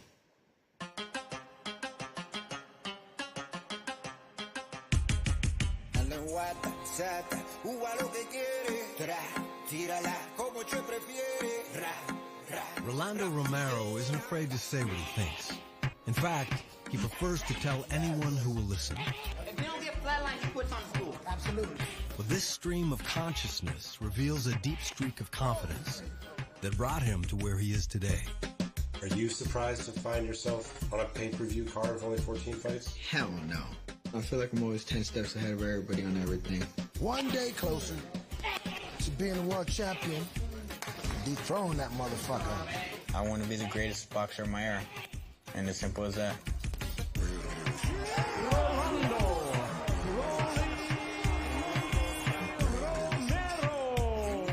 Power, The kind that stuns and topples, demands attention. And so far, in his brief but thrilling career, attention is what Romero has targeted and obtained. What do you want to do next? I want Gervonta Davis. You really think you're ready for that? I know what he can do, but I know what I can do. I'm a lot stronger. I'm gonna knock him out. Beautiful. 4 straight in the jab. That stick. No. Do that shit they do. Yeah, come on. You see Tank jab? Woo! But you gotta load it. Yeah, you gotta load the shot. You gotta load it. That's exactly what you know, right? Motherfucker. Today, Romero hones his skill set under 2 trainers, his father, Rolando Sr., and Cromwell Bullet Gordon. The fighter's unorthodox style stems in part from a late pivot, leaving judo, to try boxing at age 17. What was it like in those early days when you first started out? Throwing windmill punches, all sorts of shit. Just randomly standing there, just, you know, all that stuff, getting hit for no reason. Quick. Hit that body. He's always been very intelligent. He's evolved so much. It's like light years. You touch his ass, you don't understand what he was talking about for the last 6 months. Our whole camp understands that. They can train for all they want for all these boxers. You can't train for us. We're different because it's personal. We're fighters. And we come to fight and knock you out. This much animosity had to start somewhere, and it began in the Mayweather Boxing Club, where the competition is ruthless, but the springboard is powerful. 2015, first time I saw him. I saw him spar some dude at Floyd's gym, and he got fucking wobbled like fuck. And he gets so frustrated, he starts hitting below the belt and stuff like that. And then there's a gym riot. The motherfucker really fucking started a fucking stupid ass fucking problem right here just because he got wobbled. He's very weak-minded. He's hopped out of the ring in the amateurs. He hops out the ring when he spars. I wanna fucking run like a bitch. Same way he ran with Pitbull Cruz, but even worse with me. Who's this? Hey, nigga, this Tank. Man, come on. Tank? No, I'll curse his ass out. Over there doing his fucking little lip injections and Botox and shit.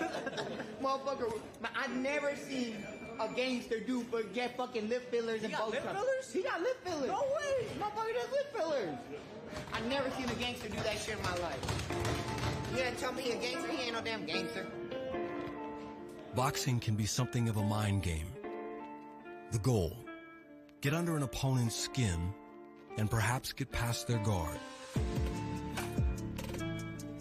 For years, trainer Calvin Ford taught Davis that in-ring success ties to a broader serenity. It wasn't easy to absorb. Not when the day job hinges on thudding left hands.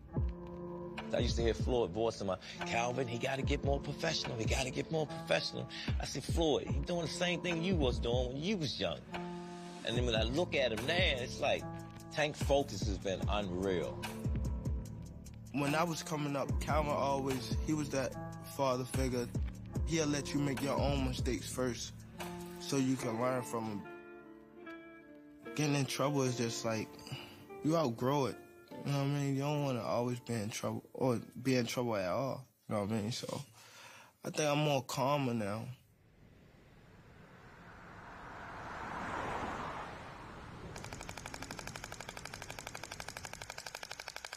If Tank seems different, even evolved, perhaps it's his age, at 27.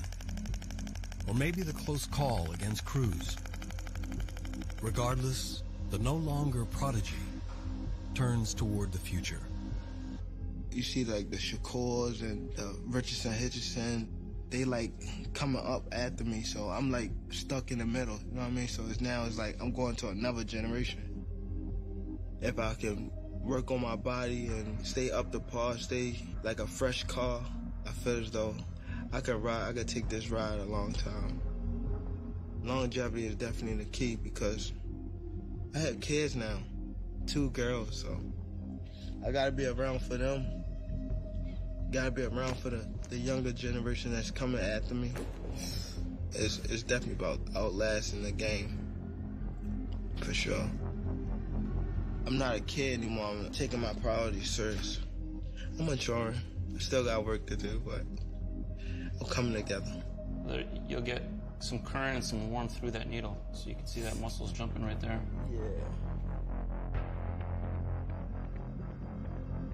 In some ways, it seems like Davis has already lived 9 full lives.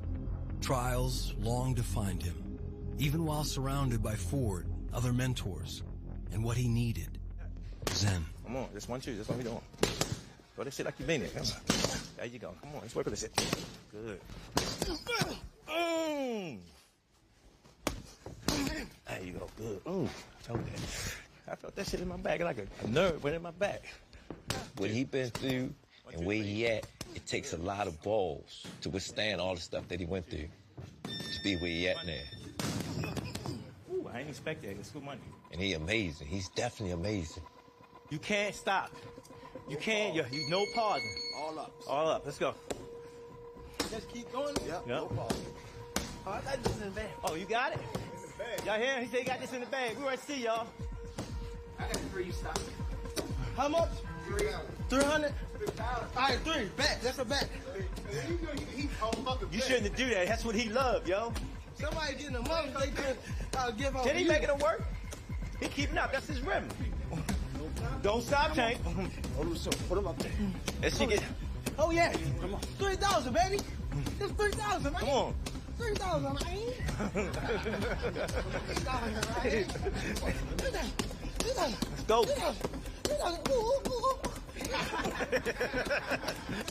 30 seconds. 3,000. He's speeding up. Oh, shit. I need my 3,000. Oh! That boy want that money. Give me 3,000. Give me 3,000. Don't stop. Hey. 3,000. Hey, that was good motivation, baby. Good motivation, yo. Yo, that's the worst thing you can do is bet him, yo. When we was little, we used to bet him money. I said, man, I ain't betting that nigga. He'll win every time. He'll win every time.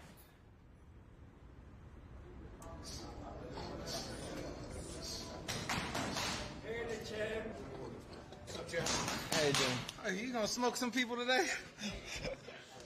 Hey, you better come with some real money if you want to play. All right, who's next? Who want to play? Eddie, what you betting? I'll give you $1,000 if you beat me. What if I win, though? What if I win? I know you don't got... I got 20. Ah, fuck it. I'll take it. That shit going... I know where that money going right now.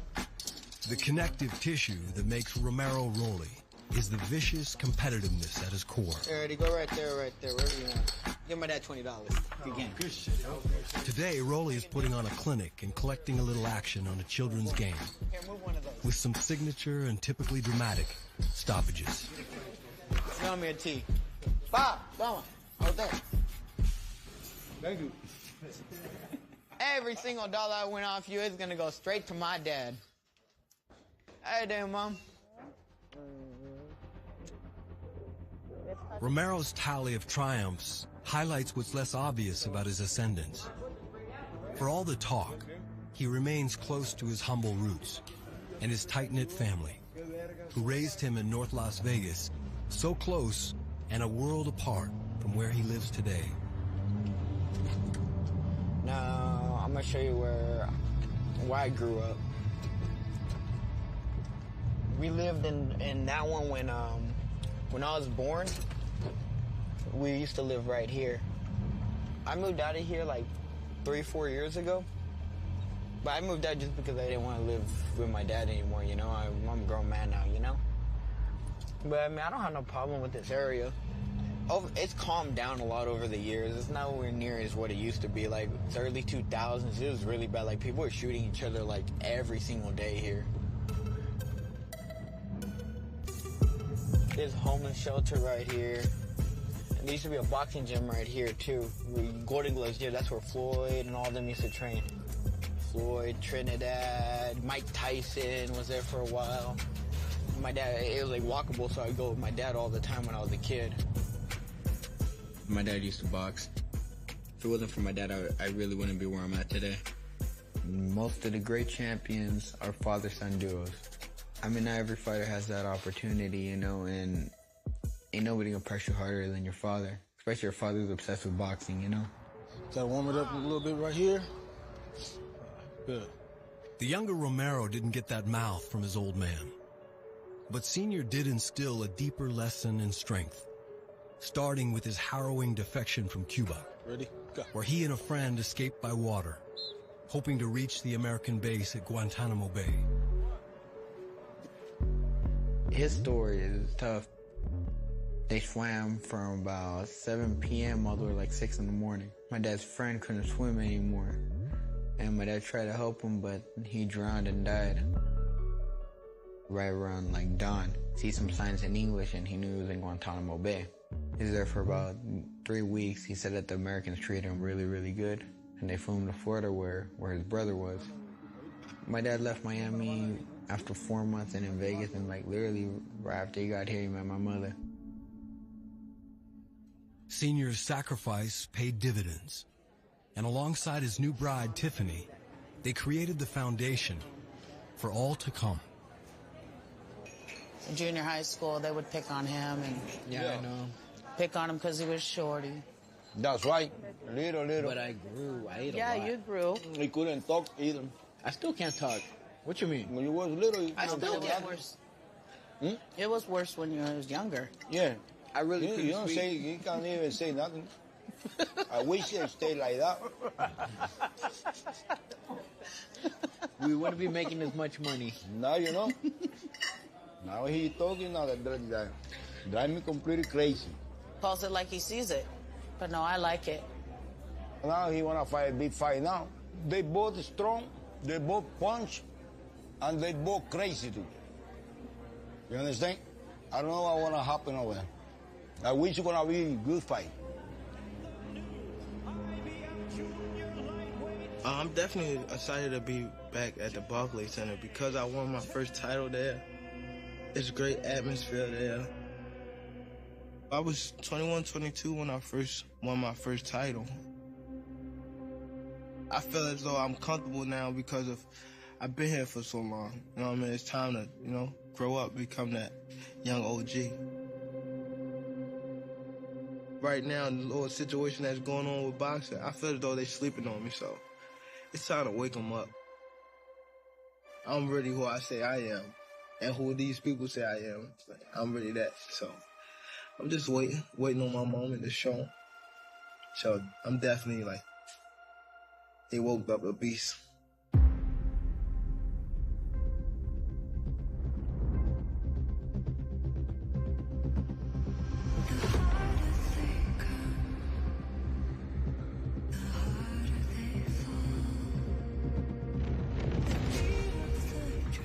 From the moment the first ever fist flew, words have motivated fighters into action.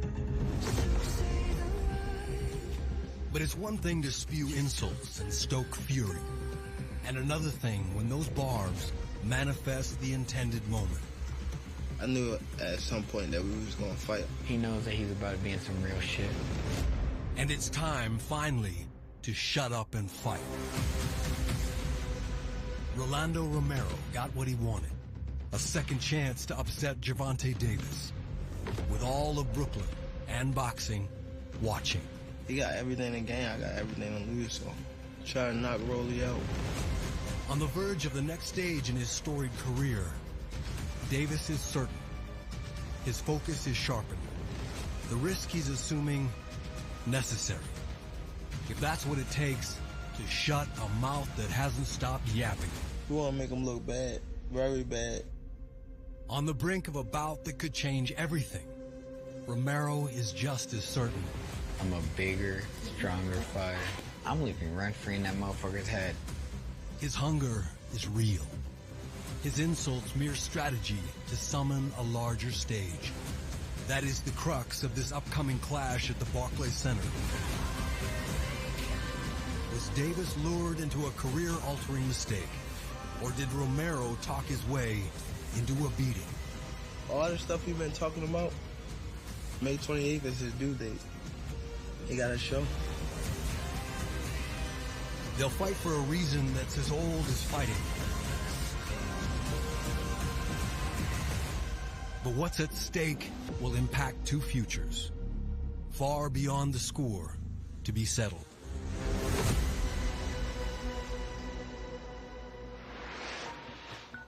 On Saturday, May 28th, watch Gervonta Tank Davis versus Rolando Romero, only on Showtime Pay-Per-View. Let's get it, let's go. I was just sleeping on flows. Now I'm on top of the globe. I can't see no more. I can't see no more. Say they don't know where to go. This the infinity flow. Baby, you know I'm the GOAT. You know I can't see the flow. You know I'm living up higher. The ceiling was open. Let's get it, let's go. I was just sleeping on flows. Now I'm on top of the globe. I can't see no more. I can't see no more. Say they don't know where to go. This the infinity flow. Baby, you know I'm the GOAT. You know I can't see the flow. You know I'm living up higher. The ceiling was open. And welcome back to the legendary Gleason's Gym here in Brooklyn. As you just saw, the all-access episode featuring Gervonta Davis and Rolando Romero ahead of their lightweight championship of the world showdown on Showtime Pay-Per-View this Saturday night from Barclays Center here in Brooklyn. As right now, I am privileged to be joined alongside by the undefeated contender, 14-0 with 12 knockouts. He looks to fulfill a lifelong dream as he takes on Gervonta Tank Davis. As we welcome from Las Vegas, Nevada, Rolando Romero. Rolly, it is great to see you. And Rolly, give me your thoughts as we are a couple of days away, 3 days away until fight night, and you finally get an opportunity to put your hands on Gervonta Davis. You guys don't like each other for the lightweight championship of the world on Showtime Pay-Per-View. 3 days away. All the cameras are on you. New York. What does this mean to you? About damn time. Just like that. Just about damn time that this fight's about to happen. You know, we always hear in prize fighting that there are levels to the sport. And being a pay-per-view headliner, it comes with a great deal of responsibility, media obligations, interviews, press conferences. You seem to be enjoying it and soaking it all up. Do you thrive in the limelight?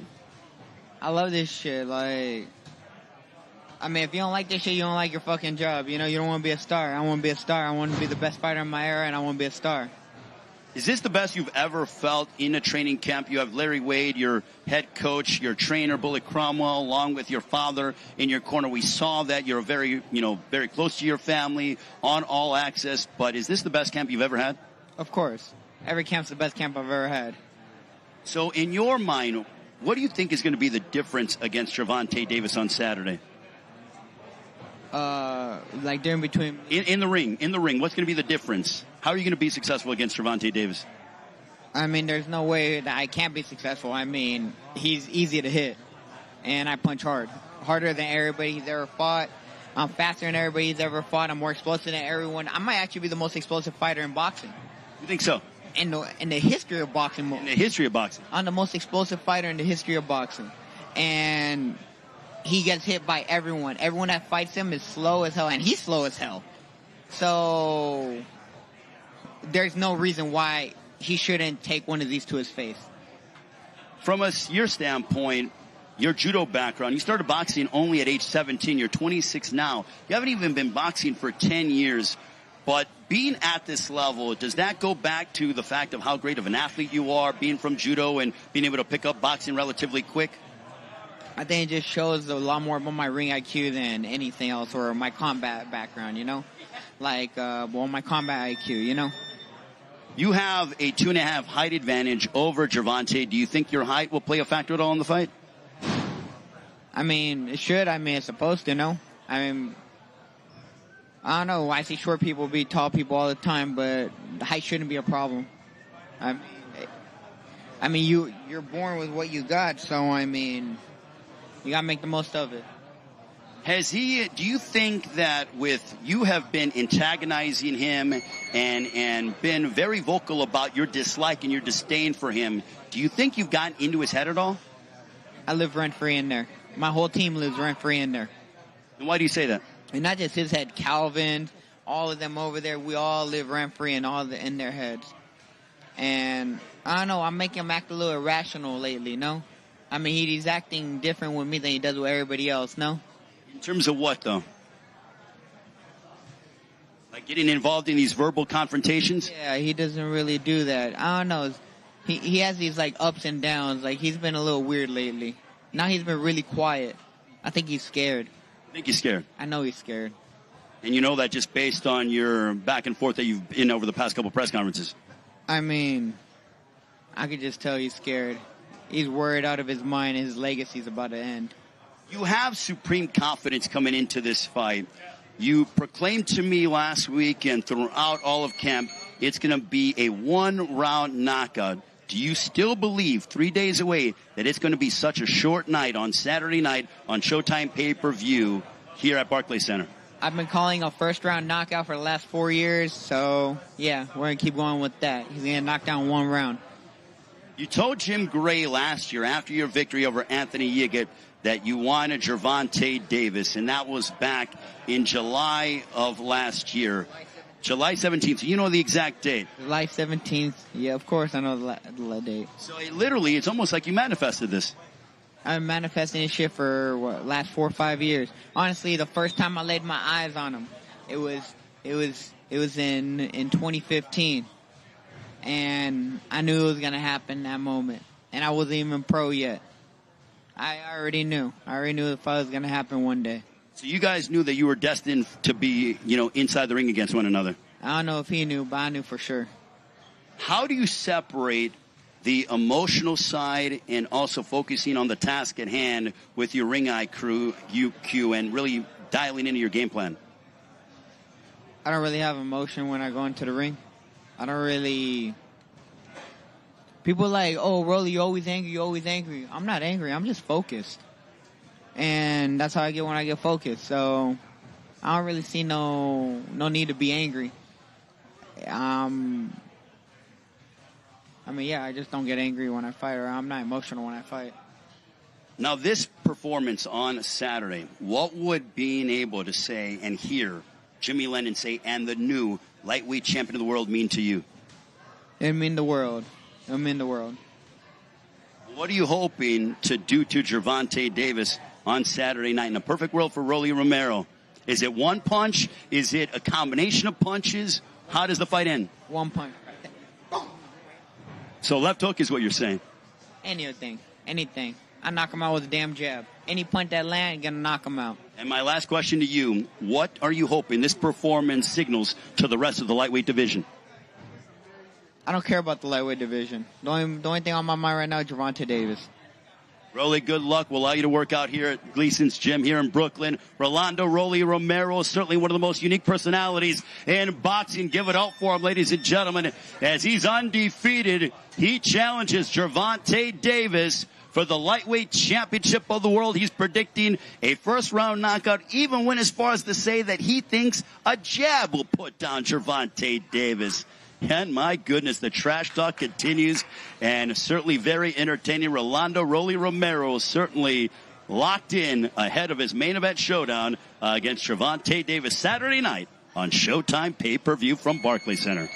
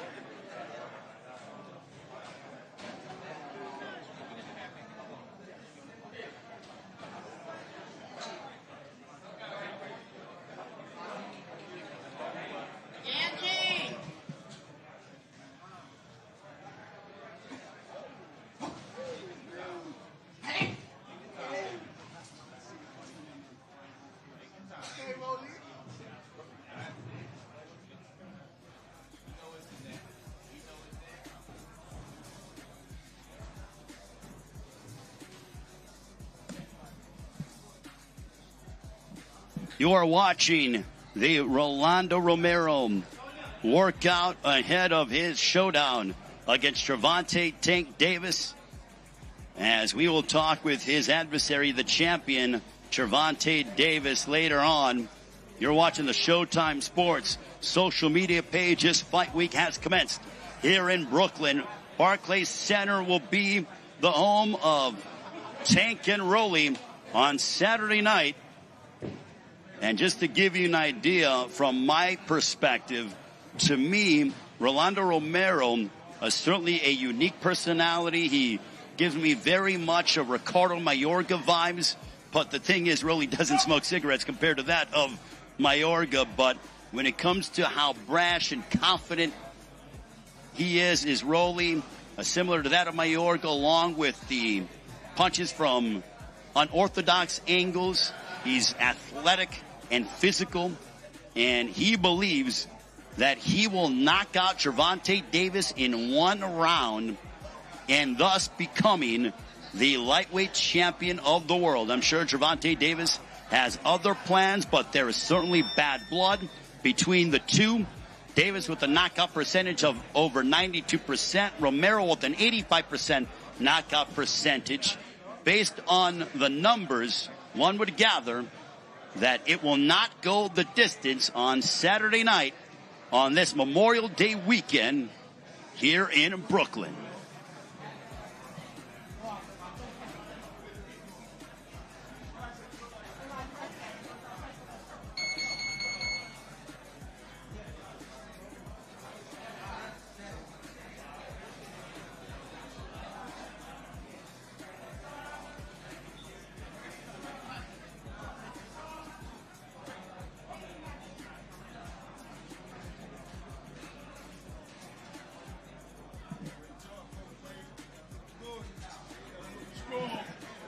Now, Bullet Cromwell putting the gloves on his pupil in Rolando Rolly Romero.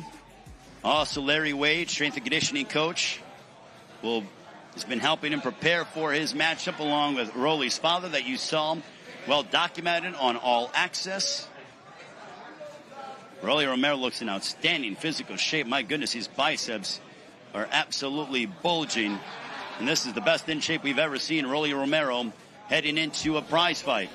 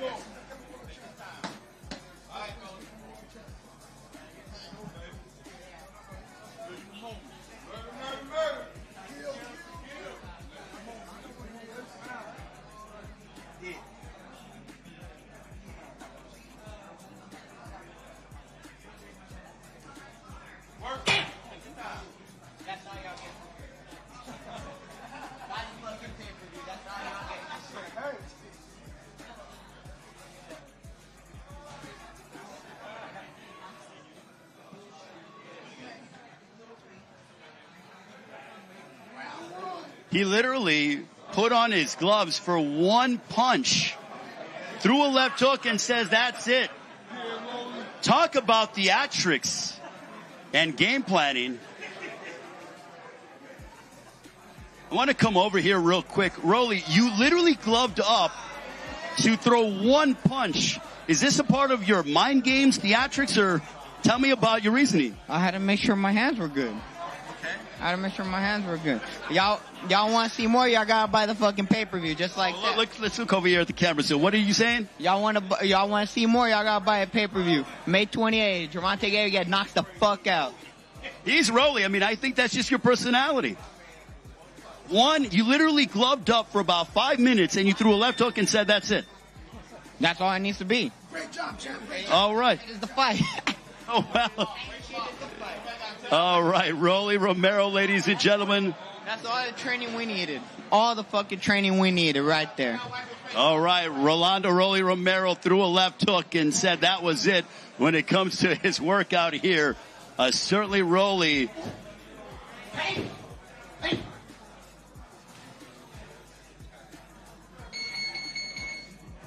We wish the best of luck to Rolando Rolly Romero. And he comes on, and I'll say this about Rolly. He's an entertainer, both inside the ring and outside the ring. And no doubt he will be looking to capture the lightweight championship of the world, probably with that left hook that he threw as his trainer was holding the pads momentarily.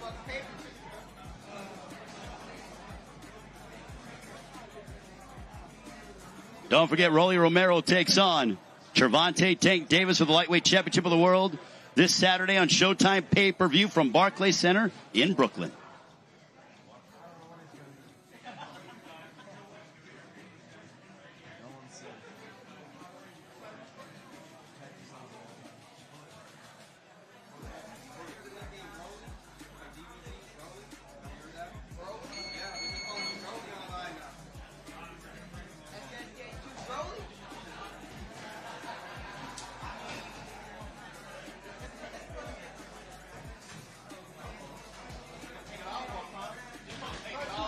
Now we see the physique of Rolando Romero, who is in excellent physical condition. The best he's ever looked physically heading into a prize fight.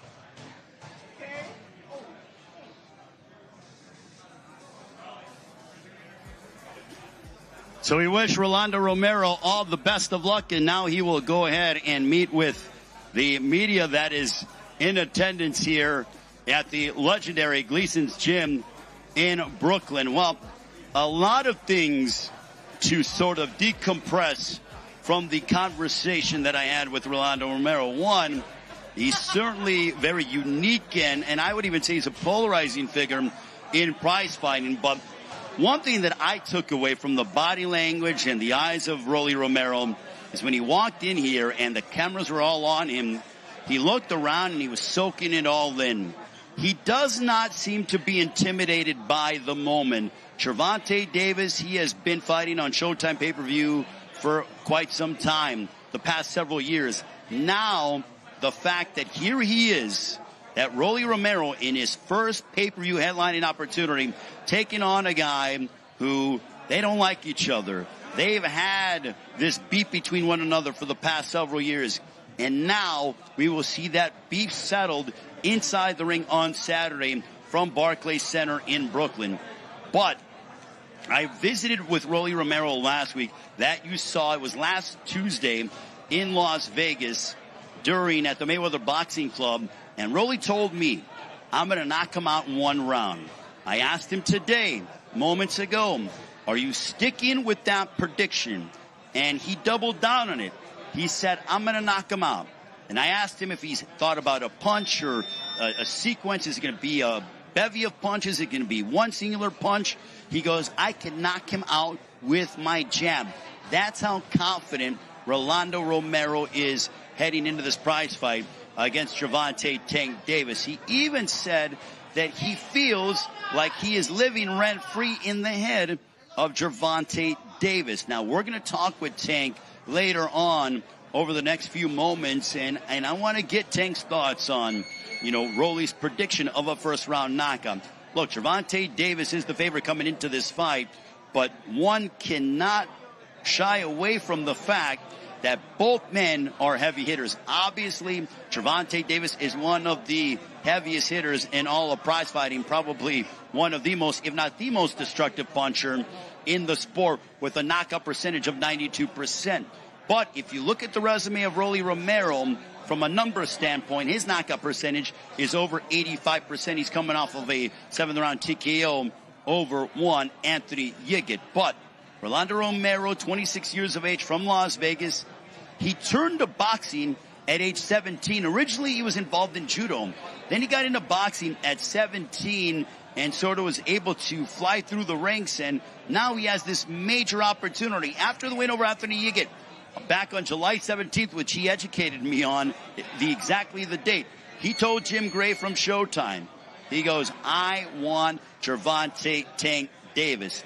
And lo and behold, over 10.5 months after he told that to Jim Gray on the undercard of Charlo Castaño 1 in San Antonio, fast forward to now, this Saturday, May 28th, on Memorial Day weekend at Barclays Center in Brooklyn, Rolando Romero gets his opportunity to challenge for the lightweight championship of the world against Gervonta Davis.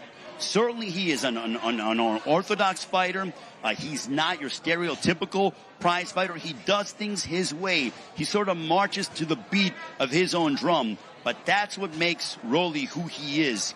He throws punches from unorthodox angles. He likes to rough you up and get physical with you. How will Gervonta Davis handle that? Look, Gervonta Davis, everybody he's fought, he's been able to beat. Only 2 guys have gone the distance with Tank. So Isaac Cruz being the last one in Tank's most recent outing back on December 5th at Staples Center. Now it's called Crypto.com Arena in Los Angeles. But look, everybody loves a grudge match. Everybody loves when 2 guys don't like each other and they have to settle the score inside the ring. And to me, at Barclays Center, with a raucous atmosphere, especially since PBC is back to Barclays Center for the first time since March of 2020, right before the pandemic, this place is going to be loud.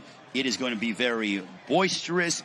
And you have a dynamic card from top to bottom. As we await to talk with Gervonta Davis, let's recap as to what we can look forward to on Saturday night, starting at 9 Eastern, 6 Pacific time. We'll start off in the super featherweight division as Eduardo Ramirez from Mexico takes on Luis Melendez of Puerto Rico. The Mexico and Puerto Rico rivalry reignited between the 2 130-pounders. Then we go up to the super welterweight division as it'll be Jesus Ramos, who's 18-0 with 15 knockouts and 83% knockout percentage. He looks to remain perfect as he will collide against Luke Santamaria, who happened to beat his uncle, Abel Ramos, back in February in Las Vegas.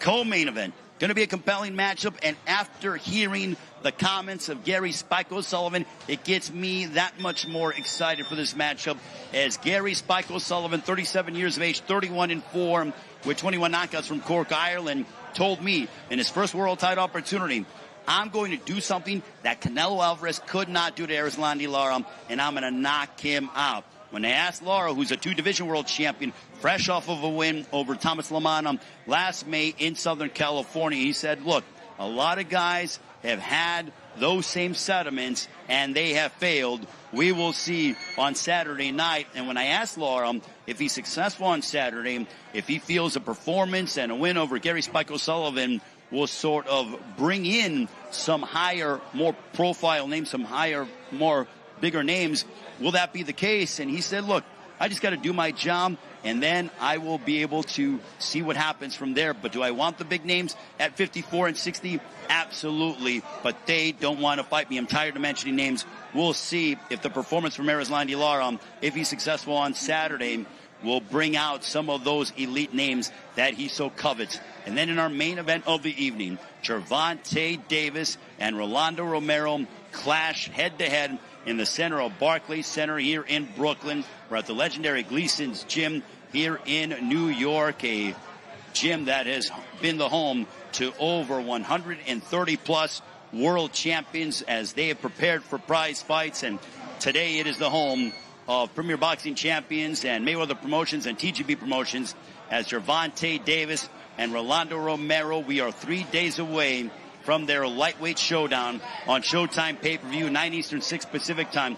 You can order on your local cable or satellite providers. Make sure to join us for what is going to be a fun night, an exciting night of boxing. Prior to the pay-per-view on the Showtime Sports social media pages, you know, you have Jaleel Hackett who will be in action. He's 3-0. He's barely a teenager. He will take on Jose Belloso, and also Luis Cuba Arias, who happens to be a stablemate with Erislandy Lara, as Arias is trained under the guidance of Ismael Salas, who happens to be the lead trainer of the former welterweight champion of the world, your Dennis Hugas, who you saw on Showtime Pay-Per-View in a valiant effort, lose to Errol Spence. And also, Salas is the lead trainer for Erislandy Lara. Luis Arias, he has a test against Jimmy Williams in the super welterweight division. That'll headline our prelims on our social media pages. But ladies and gentlemen, on this Memorial Day weekend here in Brooklyn, this is going to be one electric atmosphere, because one thing about it,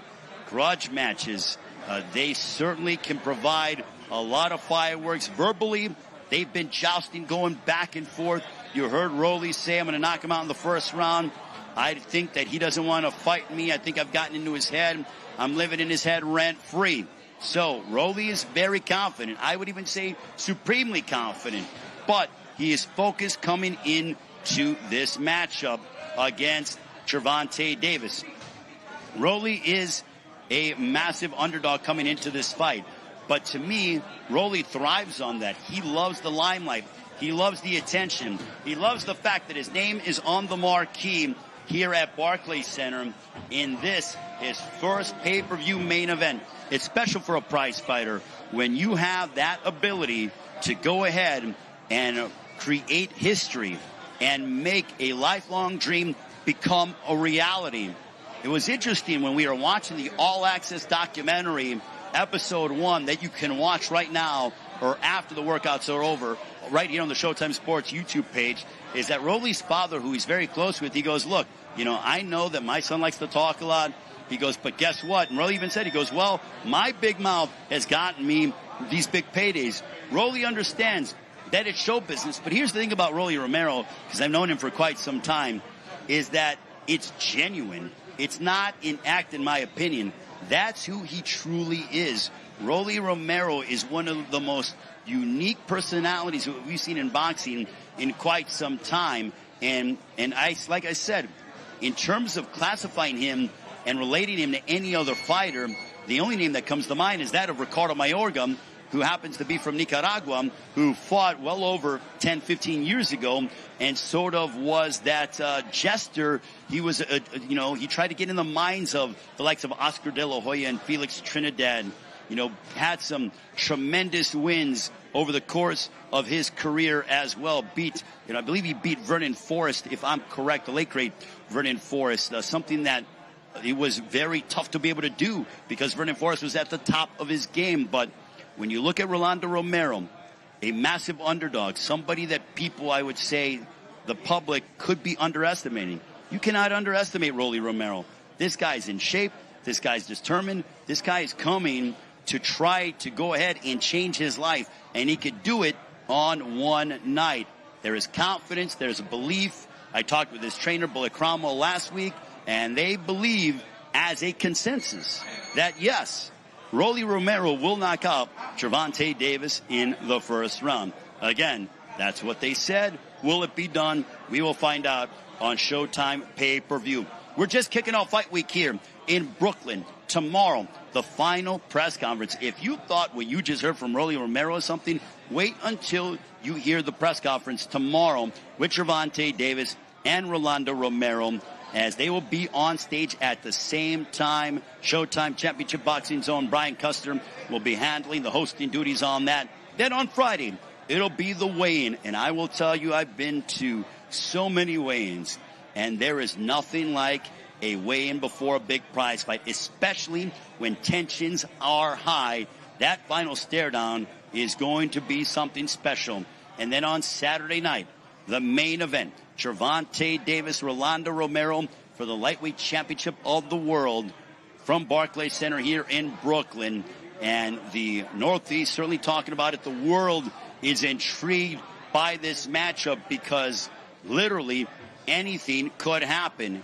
And with the way that these guys are really trying to back up their words, not only is it a pursuit for legacy, not only is it a pursuit for both of them to remain undefeated, not only is it a pursuit for them to try to clamor for bigger, more significant financial paydays, but it's the fact of man to man, they have insulted each other. The fact that Rolando Romero has been antagonizing Gervonta Davis for several years, and he's really turned up the intensity since July of last year.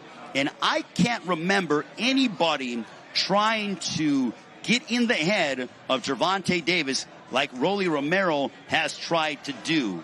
Will that pay off on Saturday night? We will find out in 3 days' time. Ray Flores joining you here at the legendary Gleason's Gym here in Brooklyn. If you're just joining us, this is such an iconic gym as we are celebrating the 57-year anniversary of Muhammad Ali's victory over Sonny Liston. And the reason why I bring that up is because Muhammad Ali, with his legendary Hall of Fame trainer Angelo Dundee, they prepared for that victory over Sonny Liston here at Gleason's Gym. And Sports Illustrated deemed it one of the 4 most significant moments in the history of sports. There have been over 134 world champions who have trained here at the famed Gleason's Gym.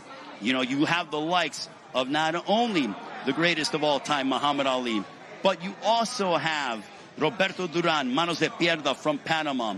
You have gentleman Jerry Cooney, Jake LaMotta, the Bull himself, so many others who have been inside the Gleason's Gym walls and have had training camps preparing for massive prize fights. And today it is the home of Gervonta Davis and Rolando Romero as they prepare for a showdown that will no doubt further their legacy on Saturday night. Both men are trying to prove that they are the elite in the lightweight division. And when it comes to deep divisions, the lightweight division has always been an exciting division in boxing. We have 2 undefeated fighters getting set to collide, both of them with high knockout percentages. Gervonta Davis trained under the guidance of Calvin Ford on the All Access documentary. He even said that Calvin Ford was sort of a father figure to him. He said when he was growing up and he was a teenager that, you know, he got into a little bit of a trouble, not too much, but he goes, look, Calvin let me be me, watched over me, but he allowed me to learn and grow. And at 27 years of age, Gervonta Davis feels like he is a young veteran. He said, I've been a champion for some years, and now the younger guys in the sport are looking up to me as the headliner. And one thing I'll tell you about Gervonta Davis, and you can even go back to these tremendous ring walks. His ring walks are something to really behold. The one that really stands out to me is you got to go back to February of 2019 when he fought Hugo Ruiz, who happened to be a late replacement for Abner Mares, who's now a Showtime boxing analyst. When he fought Hugo Ruiz at Dignity Health Sports Park in Carson, California, he came out with the, Michael Jackson, and he was dancing, made his way to the ring. His ring walk lasted longer than the actual fight as he finished off Hugo Ruiz in under a round. But Gervonta Davis, Leonard and Ellerby from Mayweather Promotions, and Floyd Mayweather, they have been very adamant about saying that Gervonta Davis is one of the biggest box office draws in boxing today. And if you look at what he's been able to do, having gone ahead and fought in Los Angeles twice over the past several years, Dignity Health Sports Park back in 2019, back in December of last year, a unanimous decision victory over Isaac Cruz. Over 15,000 fans were in attendance for that very fight on a Sunday evening, and Gervonta got the win by unanimous decision. He said that he hurt his hand in the process, so I'm going to ask him on the health of his hand, but fought in Los Angeles twice, has fought in Atlanta twice, done well over 15,000, fought Yuriokis Gamboa a couple of days after Christmas back in 2018, and then last June, we were there when he defeated Mario Barrios, finished off Mario Barrios in the 11th round by TKO, and became a 3-division world champion. He's a 5-time 3-division world champion. The last time he fought here at Barclays Center was back in April of 2018, a victory over Jesus Queixada. Prior to that, It was back in January of 2017 when he was able to finish off Jose Pedraza to win his first world title. So from a sentimental standpoint, Barclays Center means a lot to Gervonta Tank Davis. And you know that he feels at home here. You know he's very relaxed here. But now he has a guy who I'm sure makes his blood boil, and he's looking to make him eat his words. Will he be able to do that on Saturday night? We will find out. We are 3 nights away until Gervonta Davis collides against Rolando Romero. How you join us? It's very simple. All you have to do is call your local cable or satellite providers and join us for this tremendous night of boxing, 9 Eastern, 6 Pacific time. Look, it's Memorial Day weekend. I know a lot of people are going to be having cookouts. And look, a lot of you have and are enjoying time outside in your backyards with your TVs and grilling out. Well, invite family and friends over. Lock in to Showtime Pay-Per-View. Gervonta Davis, Rolando Romero. 4 compelling matchups coming your way. Before that, we have 2 fun matchups on the way that'll feature the likes of Jaleel Hackett in one matchup, who is barely a teenager, is in his late teens. And then we have Luis Cuba Arias against Jimmy Williams. And then we'll transition to 130 pounds. But when you look at the fact of the lightweight division, you got Gervonta Davis going ahead and defending his championship against Rolando Romero. They are both looking to make a statement and prove that they are the cream of the crop in the lightweight division. But this is week 3 of a 4-fight streak for Showtime Championship Boxing. We went ahead and started off 2 weeks ago. That was at Dignity Health Sports Park with Jermell Charlo's 10th round TKO victory over Brian Castaño as Charlo unified the super welterweight division. What a performance by Jermell Charlo as he proved he is the man at 154 in that rematch. Beyond the shadow of a doubt, what an ending to that fight. Last week at Glendale, Arizona, the second straight time David Benavidez was headlining, and he put on a savage performance as he wiped out David Lemieux in the 3rd round by TKO. David Benavidez, El Bandera Roja, now known as the Mexican Monster, 26-0 with 23 knockouts. This week, Showtime Pay-Per-View, Gervonta Davis and Rolando Romero for the lightweight championship of the world. You do not want to miss it. These two are going to go at each other. And I'll even say this because I believe it.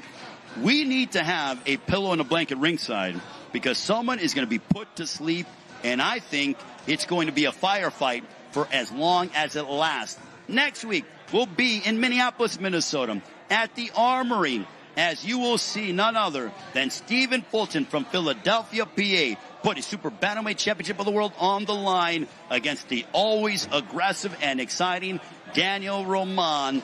That'll be next Saturday night live on Showtime Championship Boxing. One thing, and I got into detail and had a conversation with Rolly Romero, is that Rolly Romero loves listening to Prince music. And he's actually going to have on his boxing shoes, he's going to go ahead and, he's going to have a, shoes dedicated to that of Prince. And I'm going to bring in Leonard Ellerby, the CEO of Mayweather Promotions. And there's Leonard Ellerby himself. He's testing out the ropes. And is Leonard preparing for a fight that I don't know about? I mean, I'm just saying, I know. I mean, in their mouth. I'm just saying, birdies are telling, people are chirping or birds are chirping to me about rumors and stuff. What's going on, Leonard? Nah, just Saturday night, man. Again, we have a huge, huge event at Barclays, just down the street. Again, Tank Davis taking on Rolly Romero. Again, I haven't been this pumped for a fight in a number of years. I was talking to Floyd about that earlier, and I was like, damn, he said, you really pumped about this. I said, and he knows why though, because again, this fight has been in the making for quite some time. Rolly's been personally talking about this solely for the last 4 years. He's been asking you for as long as I've known him. He's been saying, Leonard, when am I going to get the fight with Tank? When am I going to get the fight with Tank?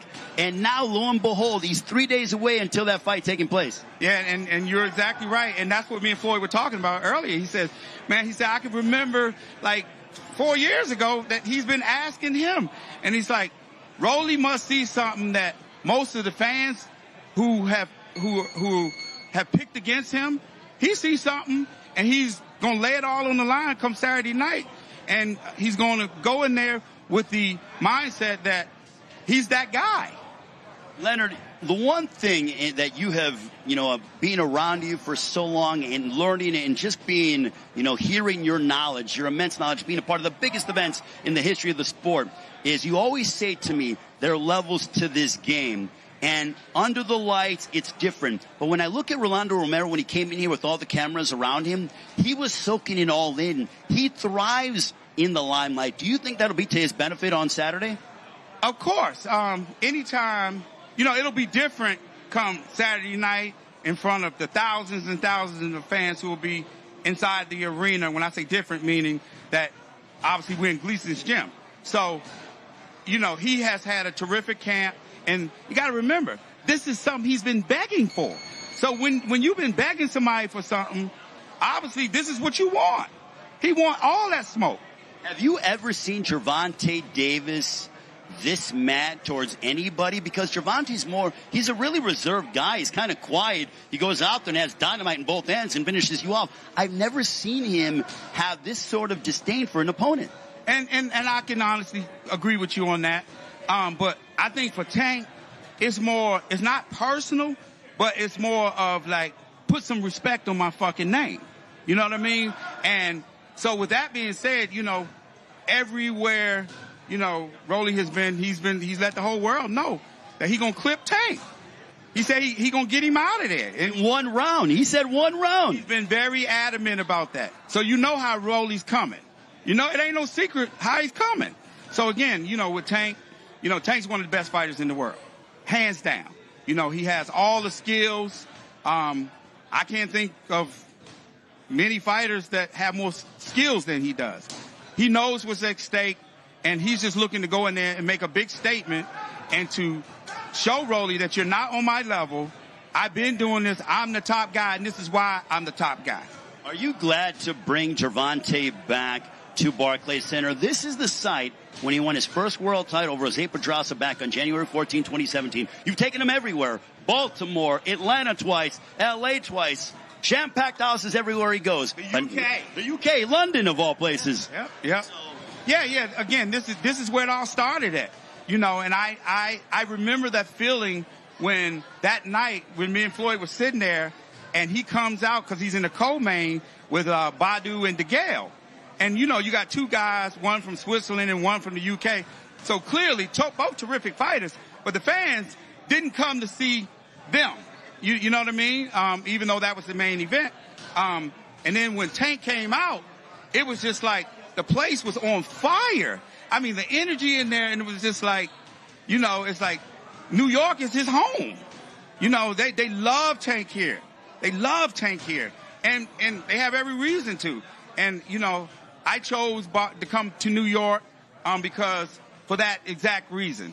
New York hasn't had a big fight like this in the last 3 years.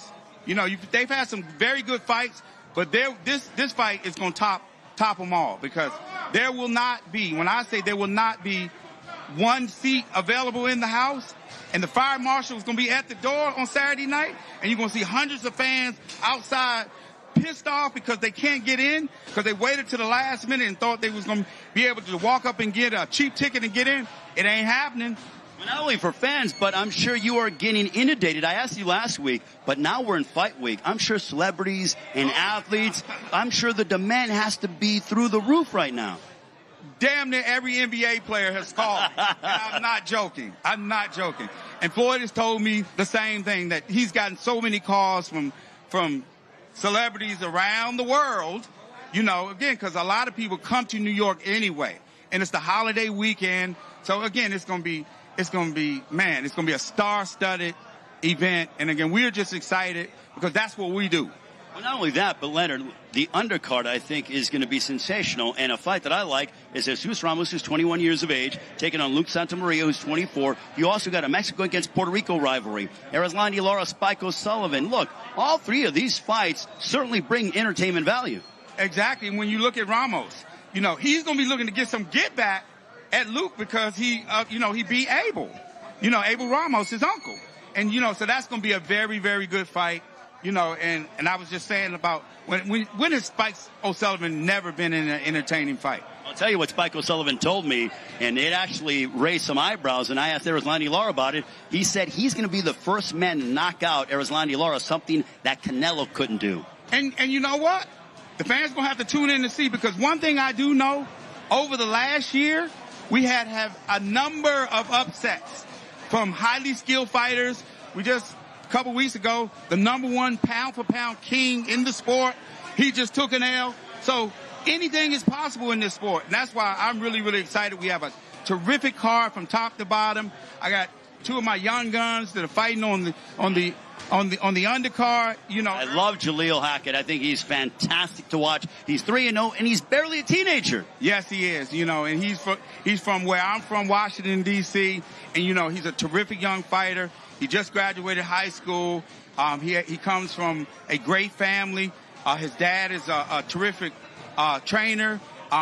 He sets a great example for him outside of the ring, you know, and so I'm just excited about where Jaleel Hackett is going to go in his career. Again, he's going to be a champion in a few different weight classes. Just watch and see. You got also Luis Cuba Arias, who you gave a great opportunity for. He defeated Jaron Hurd, had a stumble last time, but had a little bit of an altercation against Tony Harrison. Yes. And he said if he's successful against Jimmy Williams, that we'll see this on YouTube, on the social media pages. He wants Tony Harrison. That's one thing. He goes, look, I don't want anybody else after Jimmy Williams. Give me Tony Harrison. That's who I want. Yeah, he's been asking me for that fight for quite some time.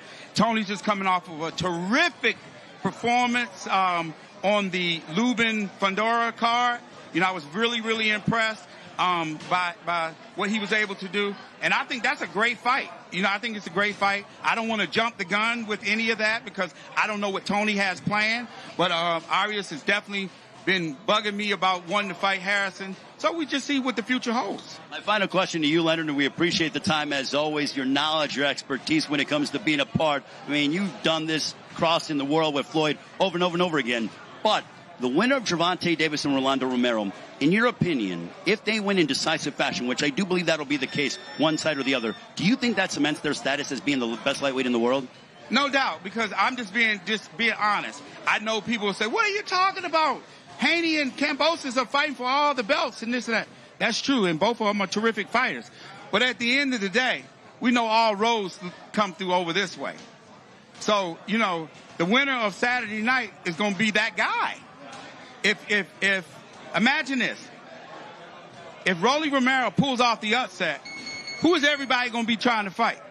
Rolly, without a doubt. And if Tank goes in there and does what he does, again, Tank is still that guy. He's the box office star. He's the box office star, and all roads are going to lead through Tank Davis or Rolly Romero. That's the bottom line, what it is. Look, the only thing I can ask, Leonard, is because you got knockout percentages, Rolly 85%, Tank over 92%. I think you should have a Mayweather Promotions pillow and a blanket because someone's being put to sleep. I can't see this fight going 12 rounds. Ray, there is no way humanly possible that this fight will see the 12th round. It is impossible. It's impossible.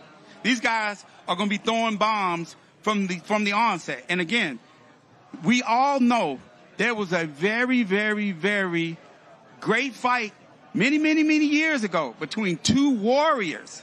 And I think you know what fight I'm talking about. Marvelous Marvin Hagler and Tommy Hitman Hearns. In my opinion, I think Saturday night, this fight will resemble that fight. It's going to be just a firefight. It's going to be a firefight from the opening bell. I cannot wait. Leonard, always a pleasure. Thank you, Ray. I want to congratulate you for everything you're doing for the entire sport. You know, you branched out and doing different things. You've elevated yourself. You're at the top of your game. Keep doing your thing, my brother. I'm proud of you. Well, that means a lot, especially when being a part of that Mayweather-McGregor, too. I learned so much and, you know, call you a dear friend. Thank you. Always. My dude. Appreciate it. Leonard Ellerbe, the CEO of Mayweather Promotions. Do not miss this pay-per-view. Call your local or satellite provider. Also, I believe you can go to payperview.com. You want to watch it on your smart TV? Payperview.com. Order it now. Do not go ahead and wait till tomorrow. Don't wait on Friday. Don't wait on Saturday morning. Get it done now. Then you can go shopping and enjoy all the food you want, all the beverages. We're awaiting Gervonta Tank Davis. Always a pleasure to catch up with my dear friend, the CEO of Mayweather Promotions, Leonard Ellerbe. You want to talk about Boxing Island's That man has been a part of the biggest events in the history of the sport. And we're here at the legendary Gleason's Gym here in Brooklyn as we await Gervonta Tank Davis. And, you know, Gervonta is one of those guys that comes out. He's flashy outside the ring. Inside the ring, he dazzles you with his hand speed, with his power, with his speed. He just finds a way to put you away. Only 2 guys have gone the distance with Gervonta Davis over the course of his career. One of those happens to be Isaac Cruz, who went the distance, but Gervonta Davis successful back on December 5th at Crypto.com Arena. At the time, it was Staples Center in Los Angeles. Leonard broke down the card, but look, there will no doubt be fistic fireworks, as Mauro Ranallo likes to say, on Showtime Championship Boxing between these two. There is no love lost between either fighter. And look, we talked about it. The fact is that there have been significant underdogs who have been victorious over the past year in boxing. You cannot count out any fighter, especially when all it takes is one punch to change the complexity of a fight. And I believe that Rolly and Tank will not go the distance. We will see somebody get knocked out in impressive fashion, and the winner will have the sort of bragging rights along with keeping their undefeated record intact and taking home the lightweight championship of the world. We're just starting fight week here in Brooklyn, here at Gleason's Gym. Tomorrow, the press conference for Gervonta Davis and Rolando Romero. Hear from Rolly and Tank as they will be 2 days away from their respective matchups. It'll be the first time since their press conference over a month and a half ago that they will be on the same stage with one another and in the same room as one another. Tempers and tensions will no doubt be high. Friday, the weigh-in here on the Showtime Sports social media pages, as all 8 fighters are on pay-per-view, will hit the scale, and they will weigh in ahead of their showdown on Saturday, and then Memorial Day Saturday on this Memorial Day weekend from Barclays Center in Brooklyn. Big-time boxing is back to the Barclays Center. Gervonta Davis returns home to the first time since since April of 2018 when he defeated Jesus Quezon as he puts his lightweight crown on the line against Rolando Romero. Follow us all week long on the Showtime Sports social media pages as we await Gervonta Davis, who will be here at Gleason's Gym in Brooklyn over the next few moments as we are waiting for him to make his way into Gleason's Gym. Gervonta has been a bit quiet. We saw him on All Access, but Rolly has been doing a lot of the talking and chastising, and Rolly even said that, you know, Tank has been unusually quiet. Now, I think that's just Tank's personality, but Gervonta Davis, as we saw on All Access, Episode 1, has been focused all on business. They know that Rolly is unorthodox, he's awkward, and, you know, he does present a challenge, but Gervonta Davis is very much locked in to what he has to do, as he's one of the most electrifying fighters in boxing today. Ray Flores here at the Gleason's Gym in Brooklyn, here on the Showtime Sports social media pages, as we are 3 days away until Gervonta Davis squares off against Rolando Romero, both men with firepower, with dynamite in their hands. A 92% knockout percentage for Gervonta Davis, 85% for Rolando Romero. As we talked about, too, the co-main event, Erislandy Lara. He wants the bigger names at 54 and 160. He can't do that unless he beats Gary Spike O'Sullivan. Gary Spike O'Sullivan said, look, there are going to be a lot of fans coming from Ireland. I'm going to have people coming from Boston. The Irish fans will be making a lot of noise on Saturday, and I'm going to do what Canelo couldn't do. I'm going to knock out Erislandy Lara. Before that, at 154, we have Jesus Ramos, who said, look, I don't have any ill will towards Luke Santamaria, but I just got to get past him to continue in my quest to try to challenge for a world title. Ramos, 21 years of age, 18-0, 15 knockouts, and 83% knockout percentage. His adversary, Luke Santamaria, who's won 2 straight from Garden Grove, California. He's 24 years of age. And I love the fact that we have 2 youngsters going head-to-head against one another with quite a bit on the line. Before that, we'll start off in the super featherweight division. I love the rivalry between Mexico and Puerto Rico. It has been so well documented over the course of boxing history. And now we have a matchup at 130 with Eduardo Zurdito Ramirez, who takes on Luis Melendez. Melendez has won 15 straight. Ramirez is in the midst of a 4-fight win streak, as he will go ahead and they will put their records on the line against one another, and their unbeaten streaks coming up over the next few days, and that'll begin the pay-per-view. But you can also join us on the Showtime Sports social media pages. As we mentioned, Jaleel Hackett will be in action. He's 3-0 from the Washington, D.C. area. And then also Luis Cuba Arias, who will be in action as he takes on Jimmy Williams. Arias said, look, I want to fight Tony Harrison.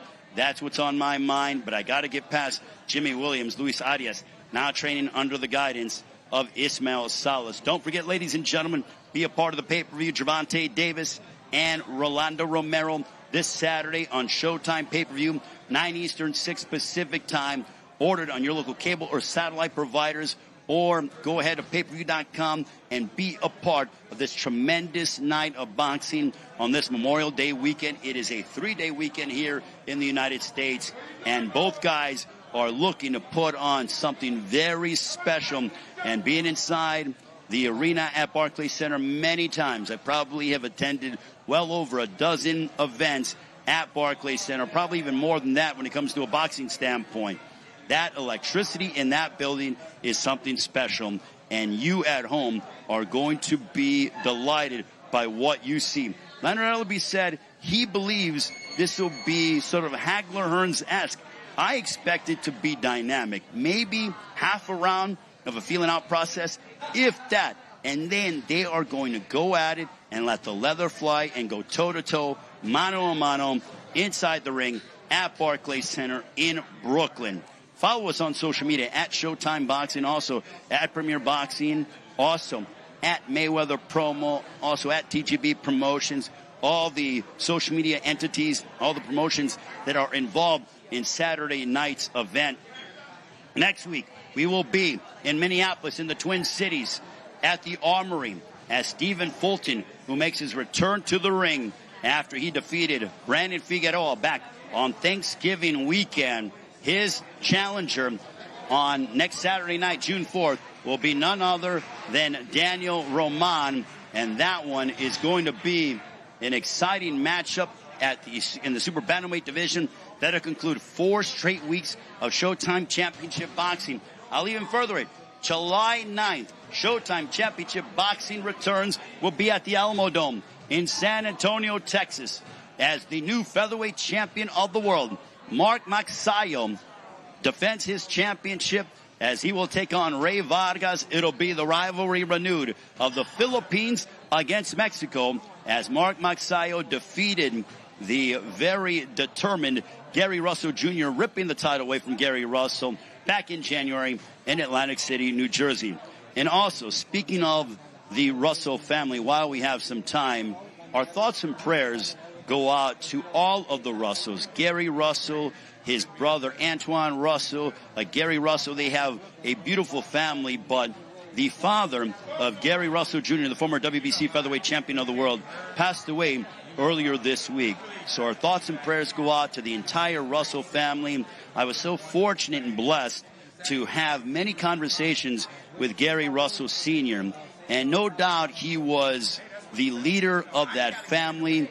He taught his sons how to box. You know, Gary Russell Jr. is a featherweight champion, former featherweight champion of the world, became champion of the world. They had a son, Gary Antoine Russell, that was an Olympian, and they have 3 brothers that are still fighting right now. And our thoughts and prayers go out to the entire Russell family on the passing of Gary Russell Sr.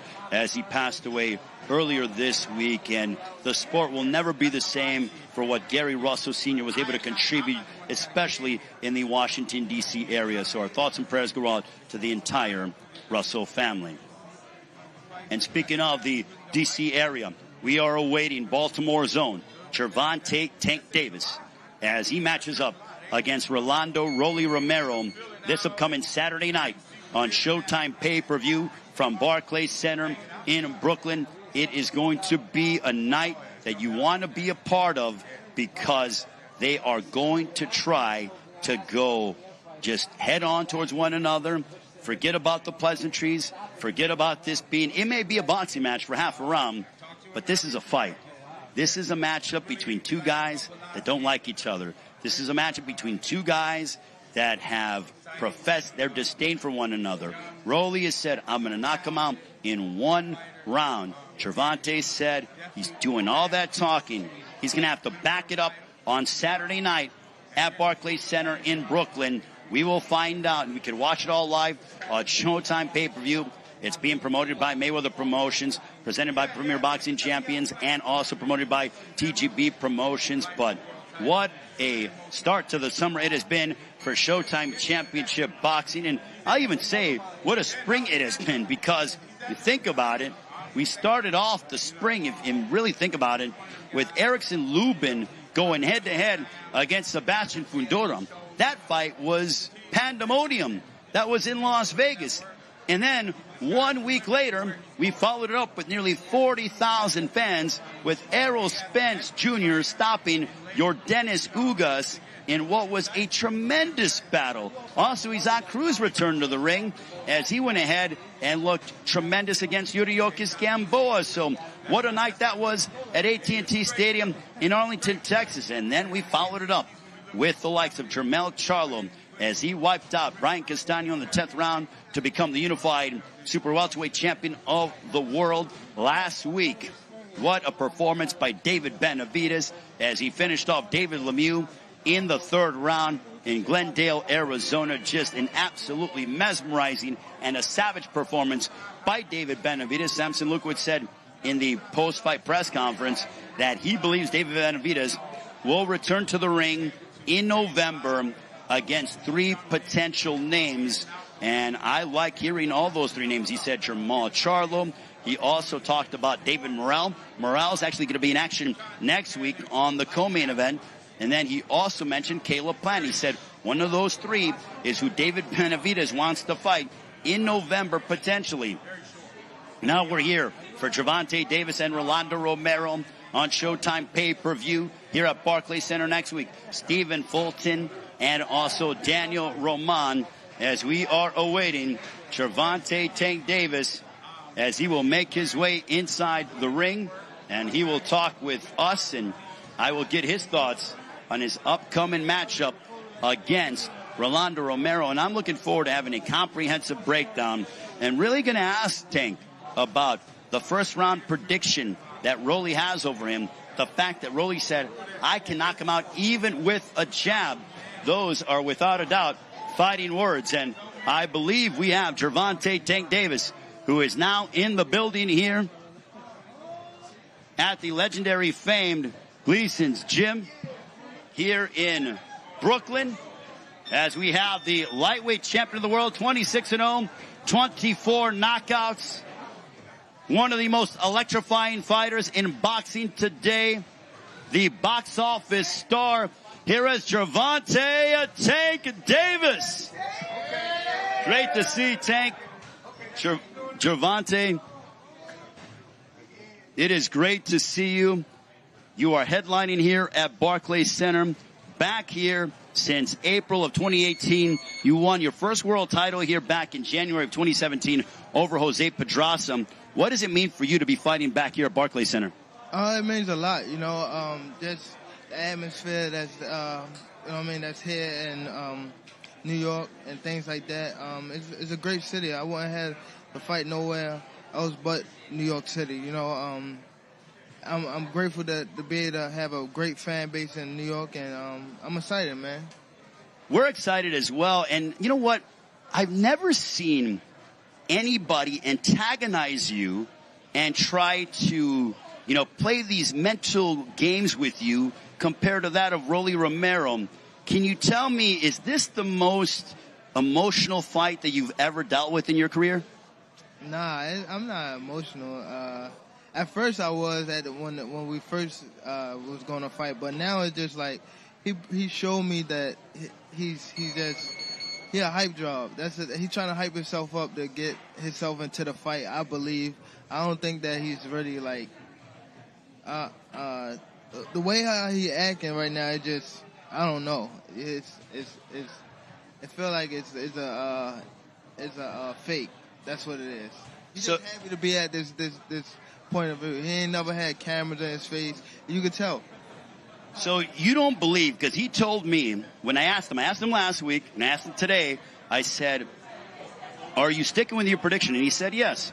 He believes he's going to knock you out in the first round. What's your response to that? I mean, we got to wait and see, man. Hey, that's his prediction. My prediction is something else. So we just got to wait and see, man. Make sure y'all buy the pay-per-view. Make sure y'all come out if you're in New York, and I know for sure it's going to be a hell of a fight, for sure. Would you say that if you're victorious on Saturday, that it will be a gratifying win, it will be a satisfying win for you to be able to say, I finally got this guy to quote-unquote shut up? Yeah, because it's a lot of that going on where a lot of fighters calling each other out but not fighting. So he worked his way up to this point. He called me out and things like that. We got the fight that happened, so it'd definitely be great to have have him under my resume and say that I beat somebody that called me out and been talking trash. So it'll be satisfying to be able to say, hey, you said you knocked me out in the first round, but wait and see? Yes, sir. Yes, sir. What's your ring walk going to be like? Because, Gervonta, one thing we know about you is that you and the excitement both inside the ring and outside the ring. I don't know, man. I'm still thinking to this day, so I don't know. Have you thought about what the press conference is going to be like? Because I see you're in very good spirits. Do you think it'll get, there'll be some animosity between you two, or you're kind of just looking at it like, all right, he wants to go ahead and run his mouth, let him do that, but at the end of the day, we got to fight on Saturday. Yeah, I mean, the fight here, so it's definitely, I don't know, it probably get, a little tense at the press conference, but not for me, because the fight here, I'm not really worrying about the press conference. I'm worrying about actually getting in there and handle business. I like how you said on All Access that you feel like you're a young veteran, that the younger guys are now looking up to you. With that being said, are you really putting extra emphasis on your preparation and sort of being an example for the younger generation of world champions? Definitely. I think I'm growing as I continue on this path. I feel as though that each and every day I'm getting better and better, and I'm trying to, walk as a champion so much as fight as a champion. So I think I'm doing great. I'm not getting in trouble as I was at first. I'm not getting in no trouble. So I have two great daughters that I'm trying to raise, and I'm trying to be the best person I could be. What's your prediction on Saturday night against Rolando Romero on SHOWTIME Pay-Per-View? A hell of a fight, man. I can't say, but I know it's going to be fireworks for sure. Leonard Ellerby said he thinks that this could potentially be the lighter weight class version of Hagler-Hearns. What's your response to that? Definitely, or better. We just got to wait and see. I feel as though that he's coming with a lot of power. He's coming with a lot of emotion, and I'm damn near coming with a lot of power for sure. So it's going to be great, man. I just can't wait and see. It's a big fight. It's a big night for boxing, and we all got to wait and see what happens. Rolly watches everything. If you can give him one message, what do you want to tell him? See you Saturday night. Gervonta Tank Davis, ladies and gentlemen, the lightweight champion of the world, alongside Mayweather Promotion CEO Leonard Ellerby. Gervonta Davis here at Gleason's Gym here in Brooklyn as Fight Week is upon us. The lightweight championship of the world on the line. The knockout artiste, Gervonta Davis, with a 92% knockout percentage, puts his undefeated record and his lightweight crown on the line against Rolando Romero.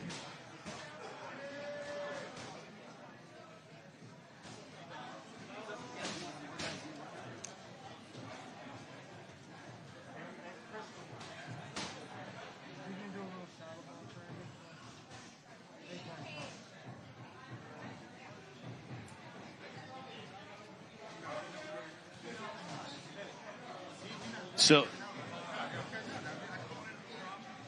Gervonta Davis is in here with his trainer, Calvin Ford. Great to see Calvin as well. They've been together from the outset of Tank's career. And Gervonta Davis, no doubt looking to remain undefeated on Saturday night as he takes on Rolando Romero on Showtime Pay-Per-View. Gervonta Davis, popular throughout the United States, but specifically here in the Northeast, Baltimore zone.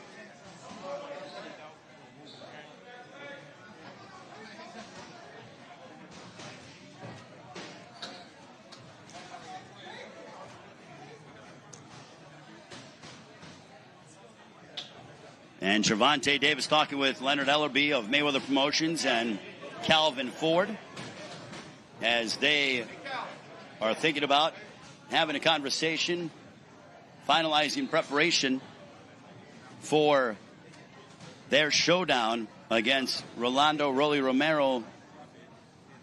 Again, you are watching the Media Day workouts here in Brooklyn. Gervonta Davis, Rolando Romero on Showtime Pay-Per-View from Barclays Center on this Memorial Day weekend. Make sure to join us. Call your local cable or satellite provider or wherever you can purchase pay-per-view and lock yourself in for this outstanding night of boxing.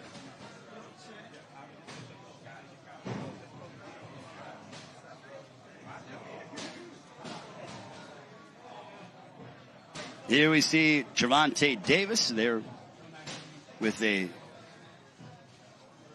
Jesselyn Silva, who is presenting a belt to Gervonta Davis.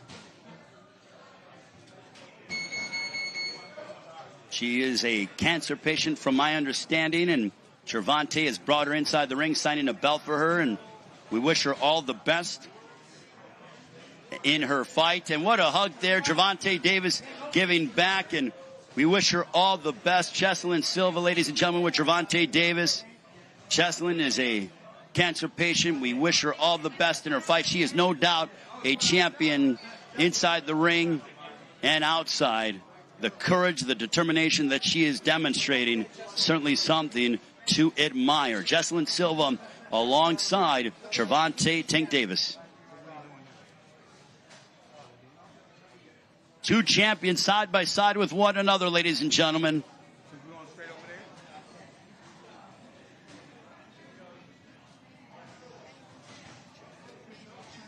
What a beautiful moment as Gervonta Davis met with Jesselyn Silva.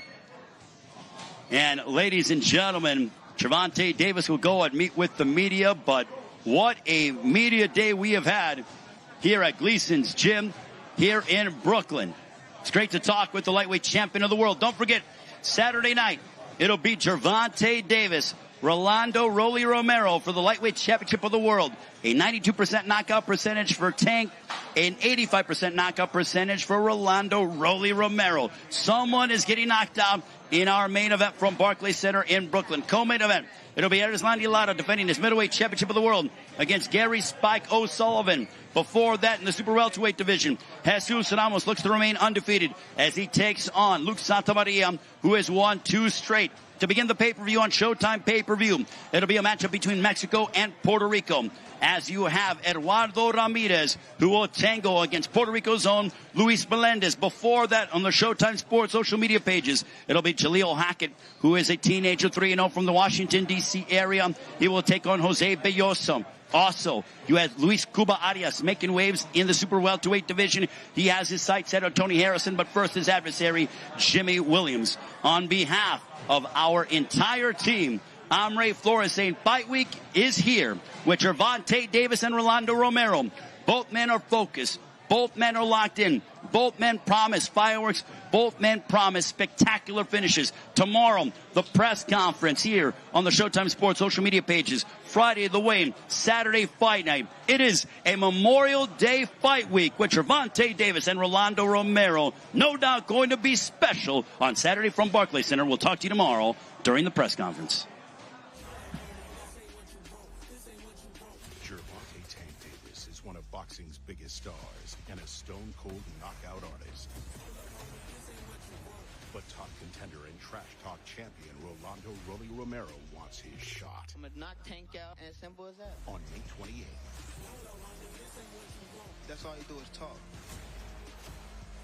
Davis versus Romero for the 135-pound world title, Saturday, May 28th, live on pay-per-view.